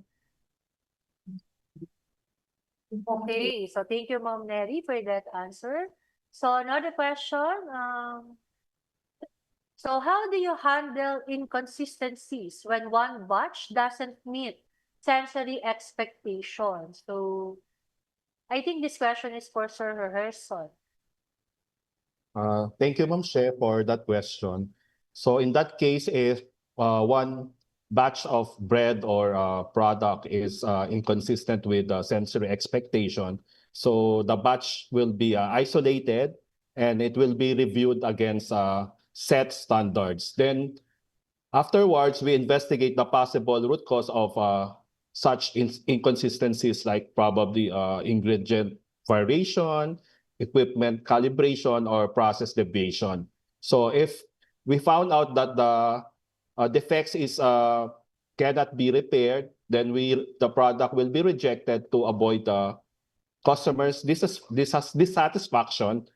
And siguro pinaka-ano dito, the key is to trace the root cause and implement corrective actions to prevent recurrence of that deviation. So thank you, Ma'am She. I hope I answered that question. Okay. So thank you, sir, no? So sabi ni sir, you have to know the root cause. May tapos connect mo with what happening, okay? Or the problem, or the inconsistency. And another question from me, what factors should be considered when selecting people in a sensory panel? So I think this is for Sir Noriel again. Thank you for that question, Ma'am She. No, so as what I have said earlier, no, just to summarize everything, when we do or when we select panelists, no, we need to consider several factors. Number one here is the health and the sensory acuity of the person. No, so participants should have no impairment in taste, no smell, or even in vision. So we also need to consider the availability and reliability of the panelists, no? So panelists must be consistent in the attendance and their commitments. That is why prior in conducting or in doing the sensory testing, we need to ensure that the panelists will provide us their commitment that they will participate no in the sensory evaluation and sensory testing, and of course no the interest as well as the motivation of the panelists, so their willingness to learn no as what I have said earlier, to participate actively in the sensory sessions, no, also the sensitivity to flavors and aroma, which is very very important, no, so their ability to detect differences in the food products, no, and of course lastly the lack of bias, no, yung sa mga errors kanina. So panelists should be objective and free from likes or dislikes that could affect the results. So thank you, Ma'am She. Okay, thank you, sir, for that answer. Ano. So the next question, what are the benefits of better integration of quality assurance and quality control? So I think this is for our first speaker today, Ma'am Tina. Thank you, Ma'am She, for that question. For better integration, this helps catch problems earlier and prevents it from happening again. So we can produce better quality products, there can be smoother teamwork, and faster and more efficient production. Thank you. Okay, so I hope that answers your question. So okay, let's accommodate last two questions. So another, what advice would you give to bakeries with limited resources? So ito, ano siya, you can rely on this. Resources to strengthen quality assurance and quality control through sensory evaluation. And I think this question is for Sir Herson again.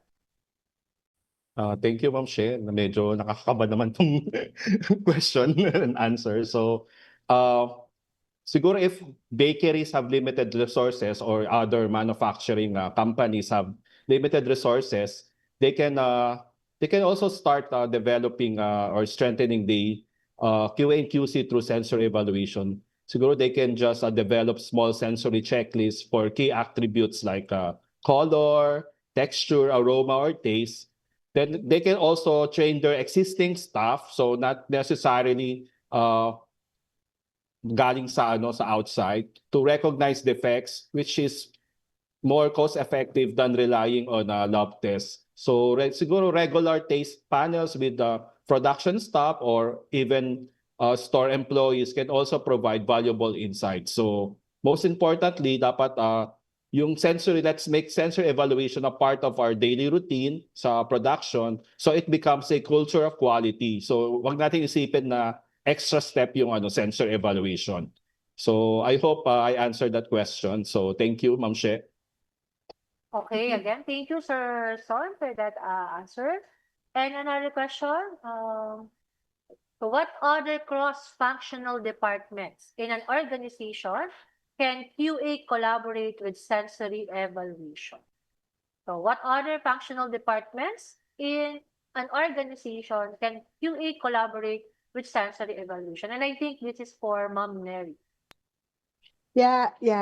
Thank you for that question. And of course, from the product ideation pa lang, no, QA and QC, been working should be working with other departments like marketing, R&D. In some other companies, no, like Mary Grace, we do have two departments of R&D. One is the formula department, R&D formulation. We have the R&D technology.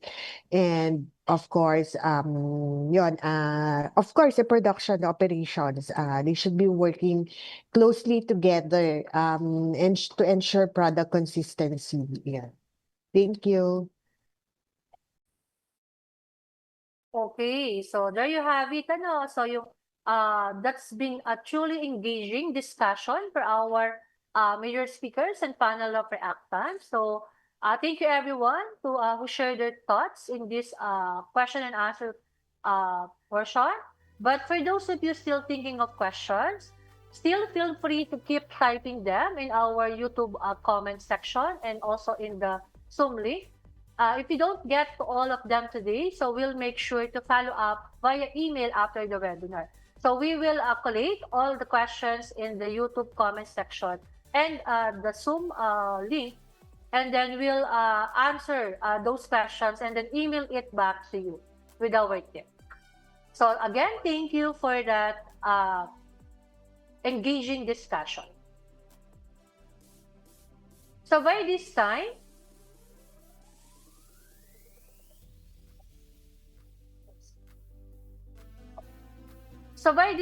if you have attended and evaluated yesterday's session, you have already received 5 certificates for each session. So, marami na akong na-receive na feedback din, that the participants yesterday already received their certificate. So, ganun tayo kabilis magbigay ng certificate, So, if you attended the 5 sessions yesterday, you already have your 5 certificates with you. So, alam ko na gusto nyo pa ng isa. Okay? So, sabi nga, natuto ka na, in this webinar, may certificate ka pa. So, for our YouTube live participants and our Zoom platform participants, don't forget to fill out the session's evaluation form by scanning the QR code flash on the screen, which will help us improve future events. So, the certificate will be issued, hindi nga within 24 hours, but siguro within the day. Okay? It was already sent to those who completed the evaluation link yesterday. And submission and evaluation, be reminded that the evaluation link will be open until 12:30 or 1:30 after this evaluation is posted. So make sure to scan it now, and please, reminder lang po, make sure to put your correct email address so that you will able to receive your certificate. Okay? So para wala po tayong maging problem. Sayang kasi kung umattend ka, nakinig ka talagang tutok ka, sayang naman yung certificate. So para may proof na ikaw ay umattend at natuto sa mga topics natin.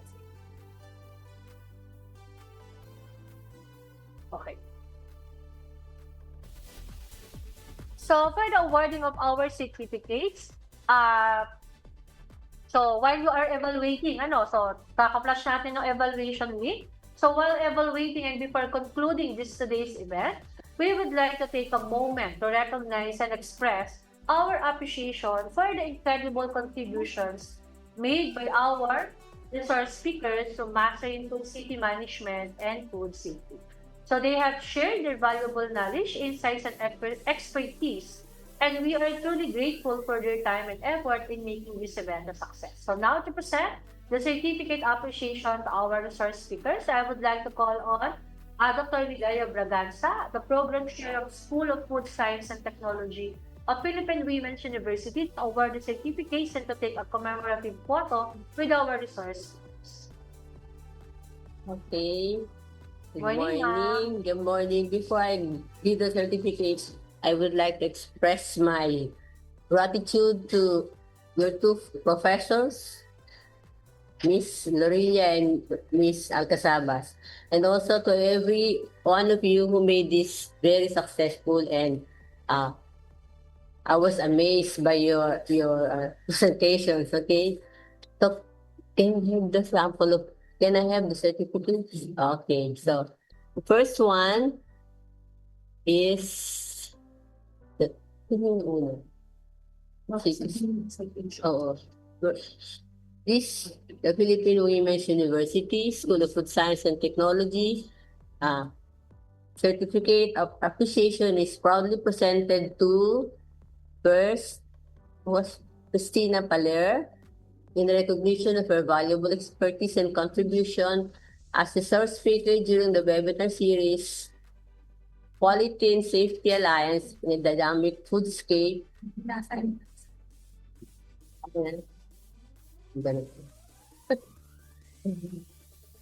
Okay, for Ms. Paner is QA/QC, bridging the gap between QA and QC and their functional responsibilities in modern manufacturing system. Given the third day of October 2025 at the Philippine Women's University. Signed by yours truly. Congratulations, Tina. Next, we have this certificate of appreciation is proudly presented to Mr. Noriel Soriano in recognition of his valuable expertise and contribution as resource speaker during the webinar series Quality and Safety Alliance in a Dynamic Foodscape. His topic is on characteristics and role of sensory testing evaluation in the food industry. Given the third day of October 2025 at the Philippine Women's University, Manila, Philippines. Signed by yours truly. Congratulations, Noriel. Next, we have Certificate of Appreciation is proudly presented to Teherson Acosta in recognition of his valuable expertise and contribution as resource speaker during the webinar series Quality and Safety Alliance in the Dynamic Foodscape. His topic is strengthening of QA/QC through sensory evaluation in the food industry. Given this third day of October 2025 at the Philippine Women's University. Signed, yours truly. And last but not the least, we have Certificate of Appreciation is proudly presented to Ms. Nerissa Baldimore in recognition of her valuable expertise and contribution as resource speaker during the webinar series Quality and Safety Alliance in Dynamic Foodscape with the topic is strengthening QA/QC through sensory evaluation in the food industry, given this third day of October 2025 at the Philippine Women's University. Signed, yours truly. Congratulations, everyone.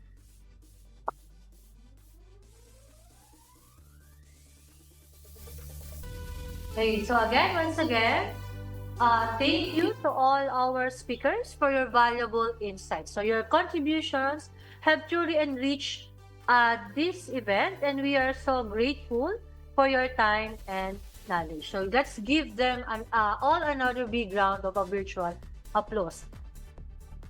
So let's also give a round of virtual applause to all our professors in the School of Food Science and Technology, headed by the program chair, Professor Ligaya Braganza. Can you please turn on your camera, ma'am? Also to our hardworking professors, Professor Rosalinda Lorilla and Professor Maria Divina Alcazabas, please turn on po your camera for acknowledgement. And to all our professors, thank you for your guidance in the preparations we have done. And to all my co-students in the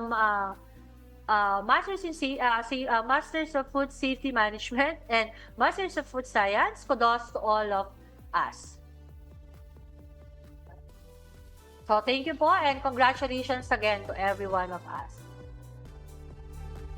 So before we end our two-day webinar session on Quality and Safety Alliance in a Dynamic Foodscape, Strategic Approaches to Quality and Safety in a Challenging World, I would like, we will have the closing remarks from Mr. Alfredo Benitez Reyes, PWU VP for External Affairs. So I think this is through a video.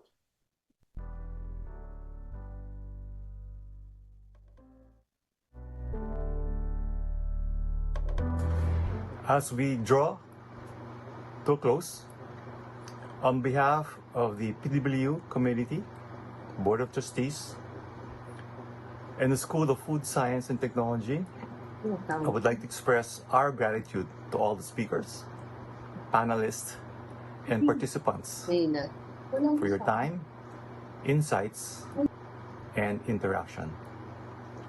Over the course of the webinar sessions, we gained valuable knowledge on building a strong food safety culture, emerging food safety risks, regulatory compliance, innovation in food production,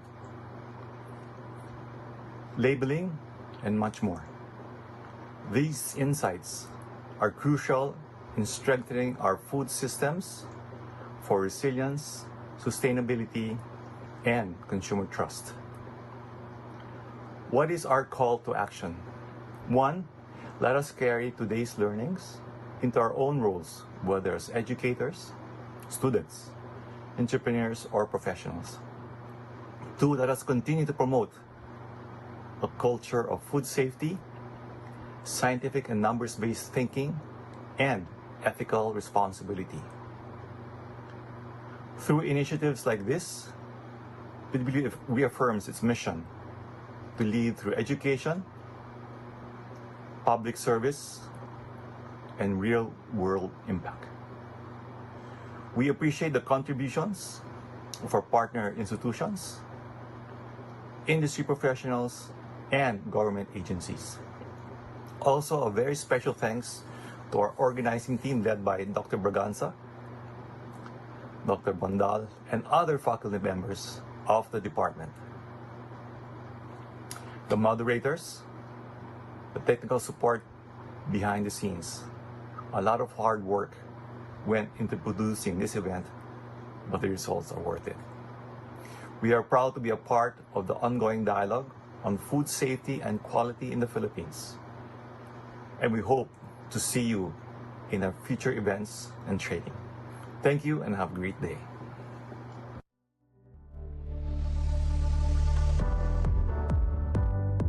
Okay, so thank you, Sir Alfredo Benitez Reyes, PWU VP for External Affairs, for your closing remarks. But again, before we end this session, so sino yung gusto pang manalo ulit? Just like yesterday, ano?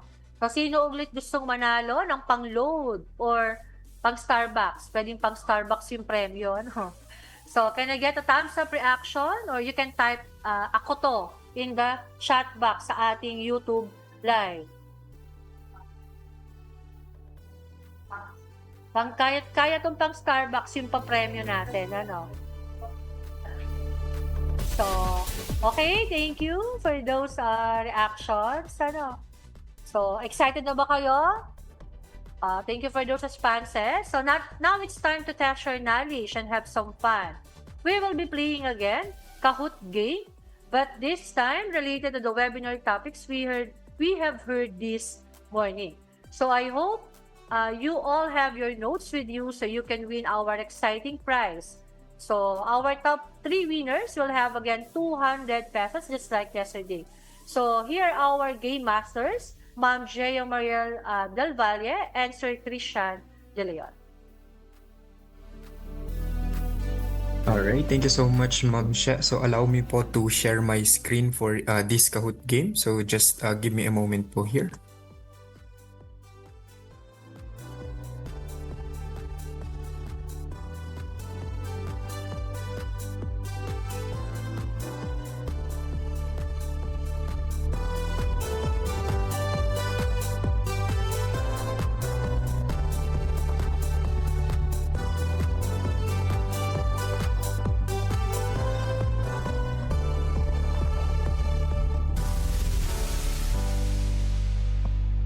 Okay, good morning everyone. While we wait po sa share screen ni Sir Christian. So, ayan.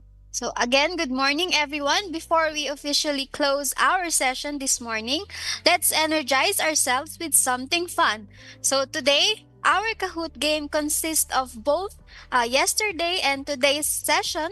So to get our brains working and to make sure you still remember what you have learned, we would like to encourage everyone to get their phones or tablets or even your laptops to join our game this morning.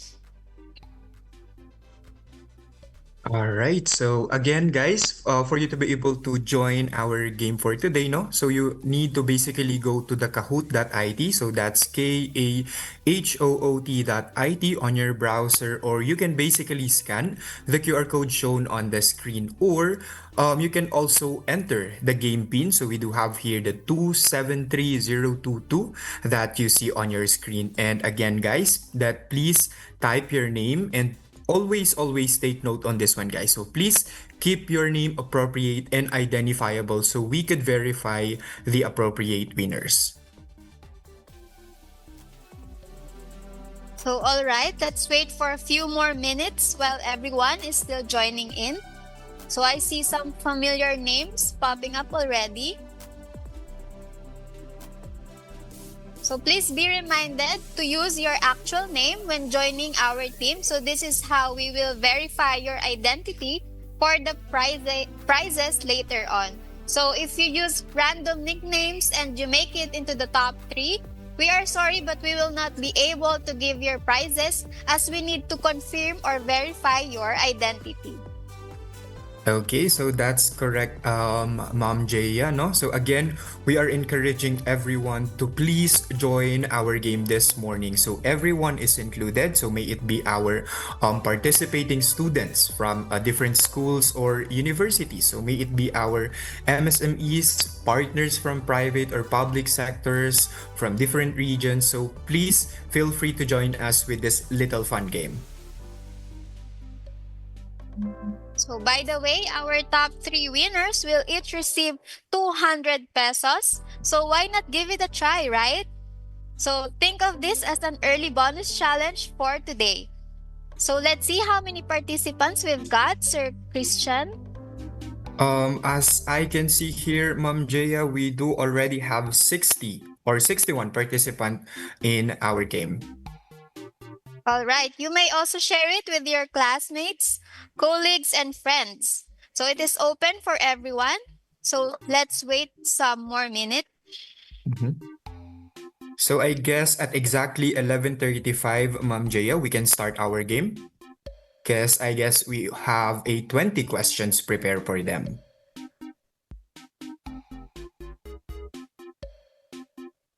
Okay.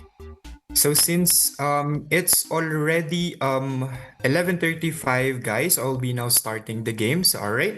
So brace yourself and be ready for the 20 questions. So let us start now the Kahoot challenge.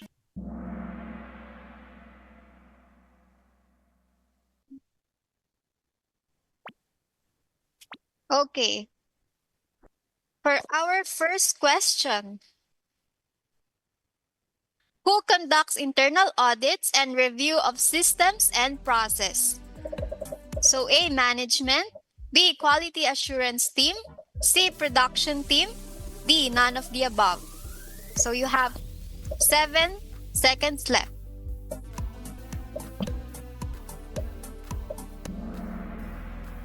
All right, majority of you got the correct answer, which is B, Quality Assurance Team.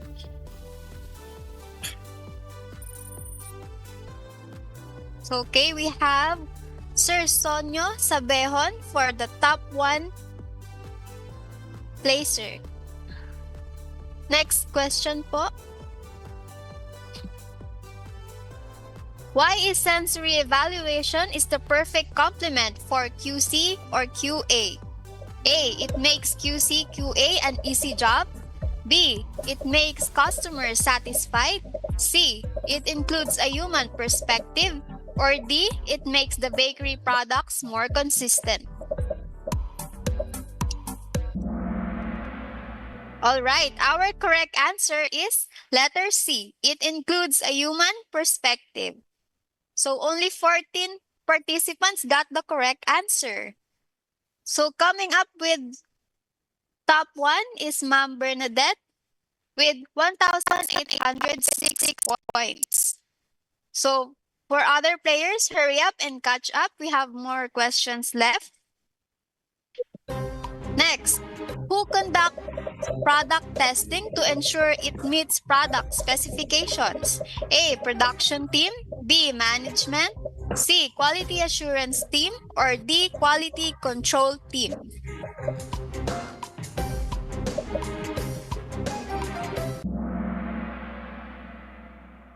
All right, our correct answer is D. Quality control team. So let's see our leaderboard. Our top player is still Ma'am Bernadette, followed by Ma'am Ann Esponilla and Sir Alejandro Loon. For our fourth question, quality is not only measured, it is also blank. A. Experienced. B. Assessed. C. Evaluated. Or D. Improved. So 8 seconds left.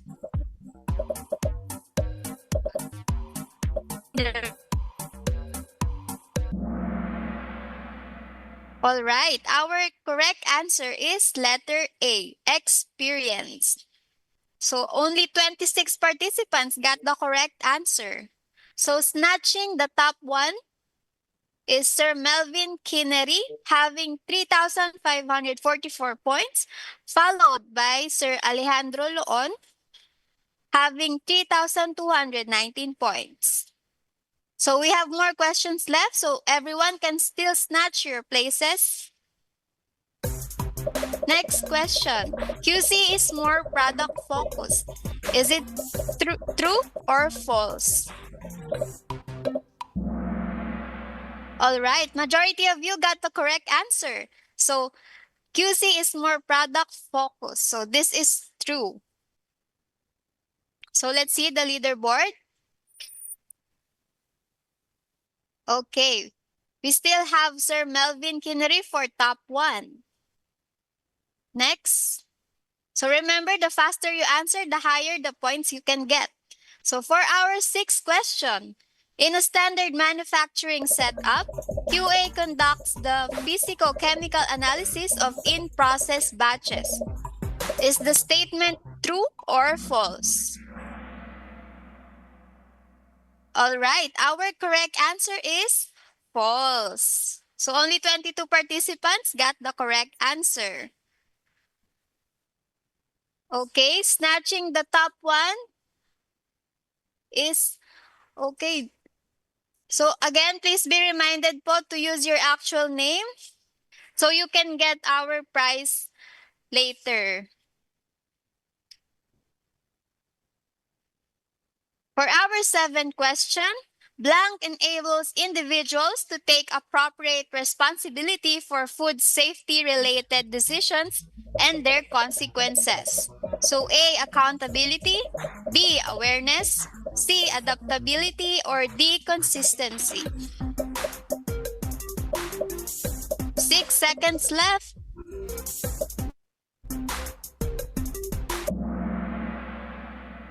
All right, majority of you got the correct answer. So the correct answer is letter A, accountability. So for other players, hurry up and catch up. Remaining on the top place.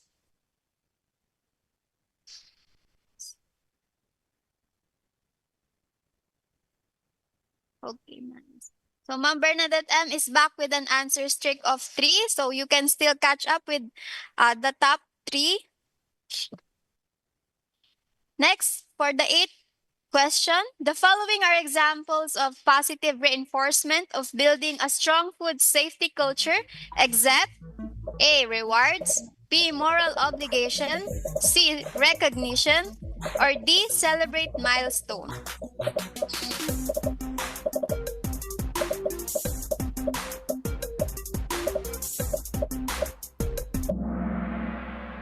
All right, our correct answer is B. Moral obligation. Okay, snatching the top one is Sir Alejandro Loon having 6,573. So remember again, the faster you answer, the higher the points you can get. Next question. Why is quality control important in sensory evaluation? A. To make marketing decisions. B. To manage financial budgets. C. To guarantee consistent and reliable sensory testing results. Or D. To replace consumer accepting testing. Okay, the correct answer is letter C. To guarantee consistent and reliable sensory testing results. So very good. Okay, next question. For our 10th question, which document is often required by QA or QC during sensory evaluation to ensure traceability? So A, company logo file, B, employee attendance sheet, C, sales and marketing plan, or D, sensory evaluation score sheets and records.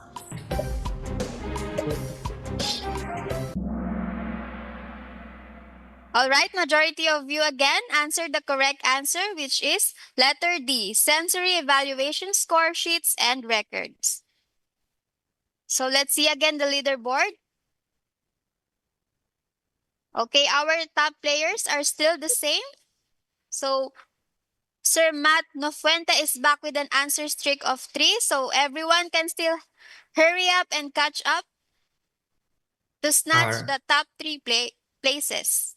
All right. So before we proceed to our 11th question, no, so don't worry if you are not on the leaderboard yet, but there's still a time to catch up. So always remember accuracy and speed both counts, okay? So let's proceed to our 11th question. So what temperature should food be reheated in order to ensure safety? Is it A, 70 degrees Celsius, B, 65 degrees Celsius, C, 60 degrees Celsius, or D, 75 degrees Celsius? So you still have 8 seconds to answer. So hurry up, guys.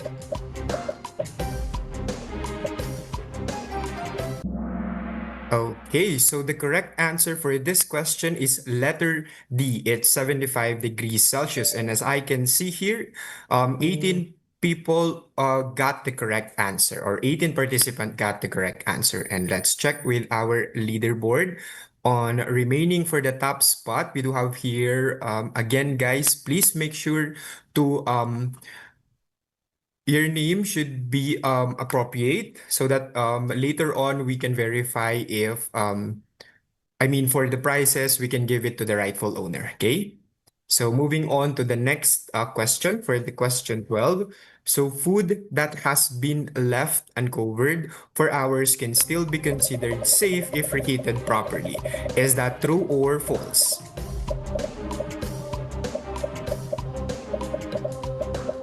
All right, so the correct answer is false. And as I can see here, 47 participants got the correct answer. Okay.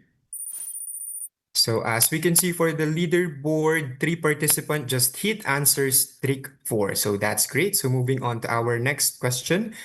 For the question 13, so which of the following is the common GMP violation related to personal hygiene? Is it A, wearing hairnets and gloves, B, washing hands before handling food, C, handling food and money at the same time, or D, using separate utensils for raw and cooked food?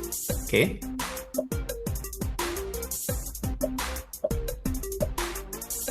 All right, so the correct answer is letter C. It's handling food and money at the same time. And 41 got the correct answer. Okay, so let's check again with our leaderboard. So remaining on the top spot or top one, we do have here 70 with the 11,084 points.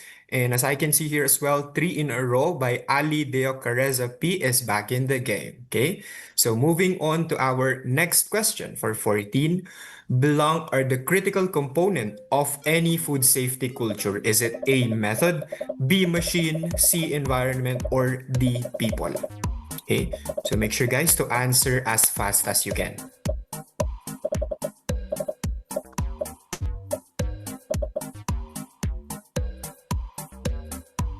All right, so the correct answer here is letter D, people, and majority of you guys got the correct answer.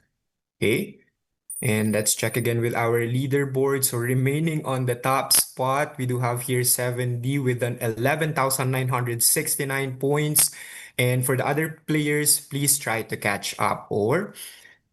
Okay, so moving on to our next question for the 15 or number 15, which of the following is an example of poor storage practice? Is it A, storing meat in the freezer at the correct temperature, B, placing sacks of rice directly on the floor, or C, using first in first out method, or D, separating raw chicken from cooked chicken? Okay, all right, so the correct answer for this question is B, placing sacks for rice directly on the floor. And as I can see here, 56 participants got the correct answer. Okay, and oh, that's great. 3 in a row by Gracie is back on the game. Okay, so moving on to our 16th question. So all are dimensions and critical components of food safety culture, except, is it A, people, B, adaptability, C, company, and D, vision and mission? So you have still 10 seconds to answer the question.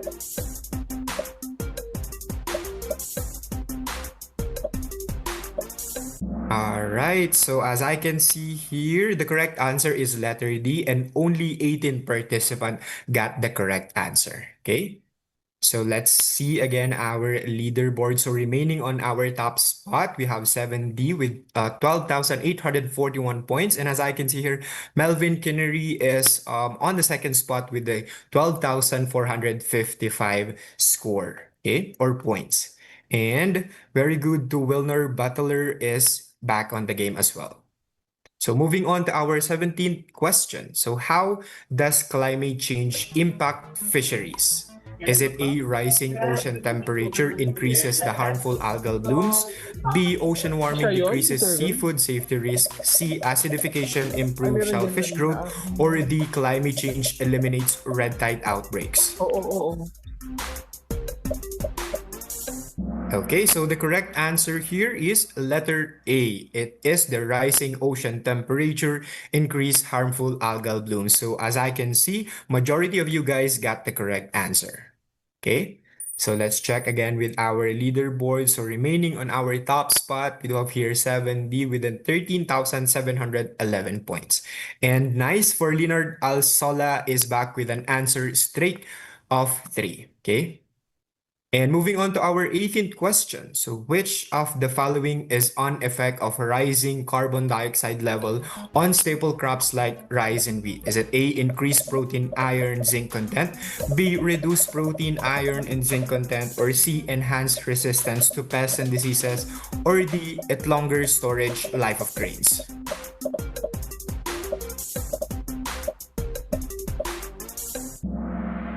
All right, so the correct answer is letter B. It reduced protein, iron, and zinc content. And as I can see here, 37 participants got the correct answer. Okay.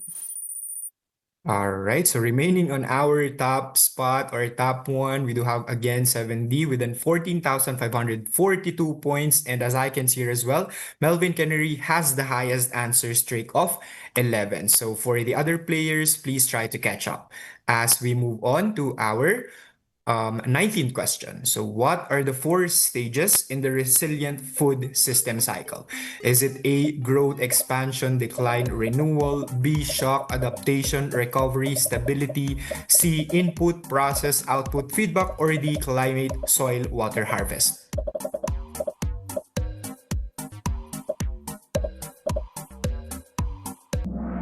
All right, so as I can see here, the correct answer is letter B. It's shock, adaptation, recovery, stability, and only 21 of you guys got the correct answer. All right. So let's check again with our leaderboard. All right. So as I can see here, Melvin Kennery is in our top spot with an points of 15,143 points. And for the other players, as we move on to our last question, this one could change everything. So stay sharp and give it your best. Okay, so diversification in food system can include A, planting rice and corn, B, combining crops, livestock, aquaculture, and alternative proteins, C, importing more processed foods, or D, importing more processed food. Sorry, I guess we have a technical problem with the questions, but the correct answer here is letter B. It combining crops, livestock, aquaculture, and alternative protein. As I can see here, most of you guys or majority of you guys got the correct answer. Okay. And partner, are you still there, Ma'am Jaya? To announce the winners? And now the moment we have all been waiting for, the winners. So claiming the third spot, we have Ma'am Joy with 14,373 points. And then our second placer, give it up for 7D. And for securing the top one of this Kahoot game is none other than Sir Melvin Kinnery with a total of 16,081 points. So great job to everyone. And again, guys, thank you for joining and bringing the energy up to this morning. So again, for our winners, kindly send us a message in the PWU Facebook page with your name and screenshot, of course, of your Kahoot ranking and points. So make sure to double check your details so our team can verify and make sure the prizes goes to the rightful winners.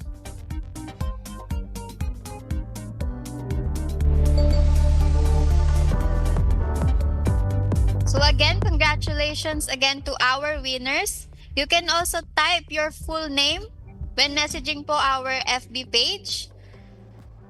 And now, thank you po everyone for joining our Kahoot Challenge this morning. I will now return the floor to our moderator, Ma'am Sherilyn Aguilera. Ma'am She.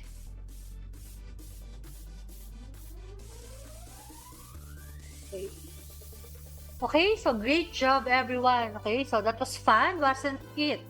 Okay, so let's give a round of applause to our top scorers. Okay, so Sir Melvin, 7D, and Ma'am Joy. So please again be reminded to please type your full name kahit po sa ating YouTube comment.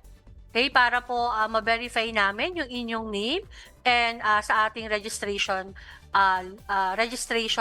info. Okay, para po sa inyong prices. So, sayang yung 200. Sabi ko nga kanina, pwedeng pang load, pwedeng pang Starbucks yun. Meron kaping less than 200.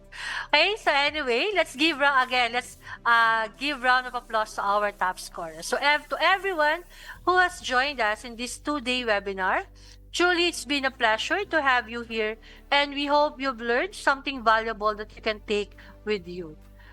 Thank you to our speakers, to our volunteers, and all who made today's possible.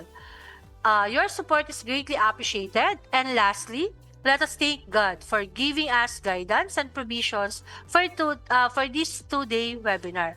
So let us remember, as said in Ecclesiastes 9 verse 10, that in whatsoever thy hand findeth to do, do it with thy might. And in Colossians 3 verse 23, whatsoever you do, do it heartily as to the Lord. So let's continue to stay connected and keep the spirit of learning alive. Let us all be accountable and responsible in ensuring the quality and safety of the food we eat. And again, don't forget to submit your evaluation for this session. Again, make sure to input the right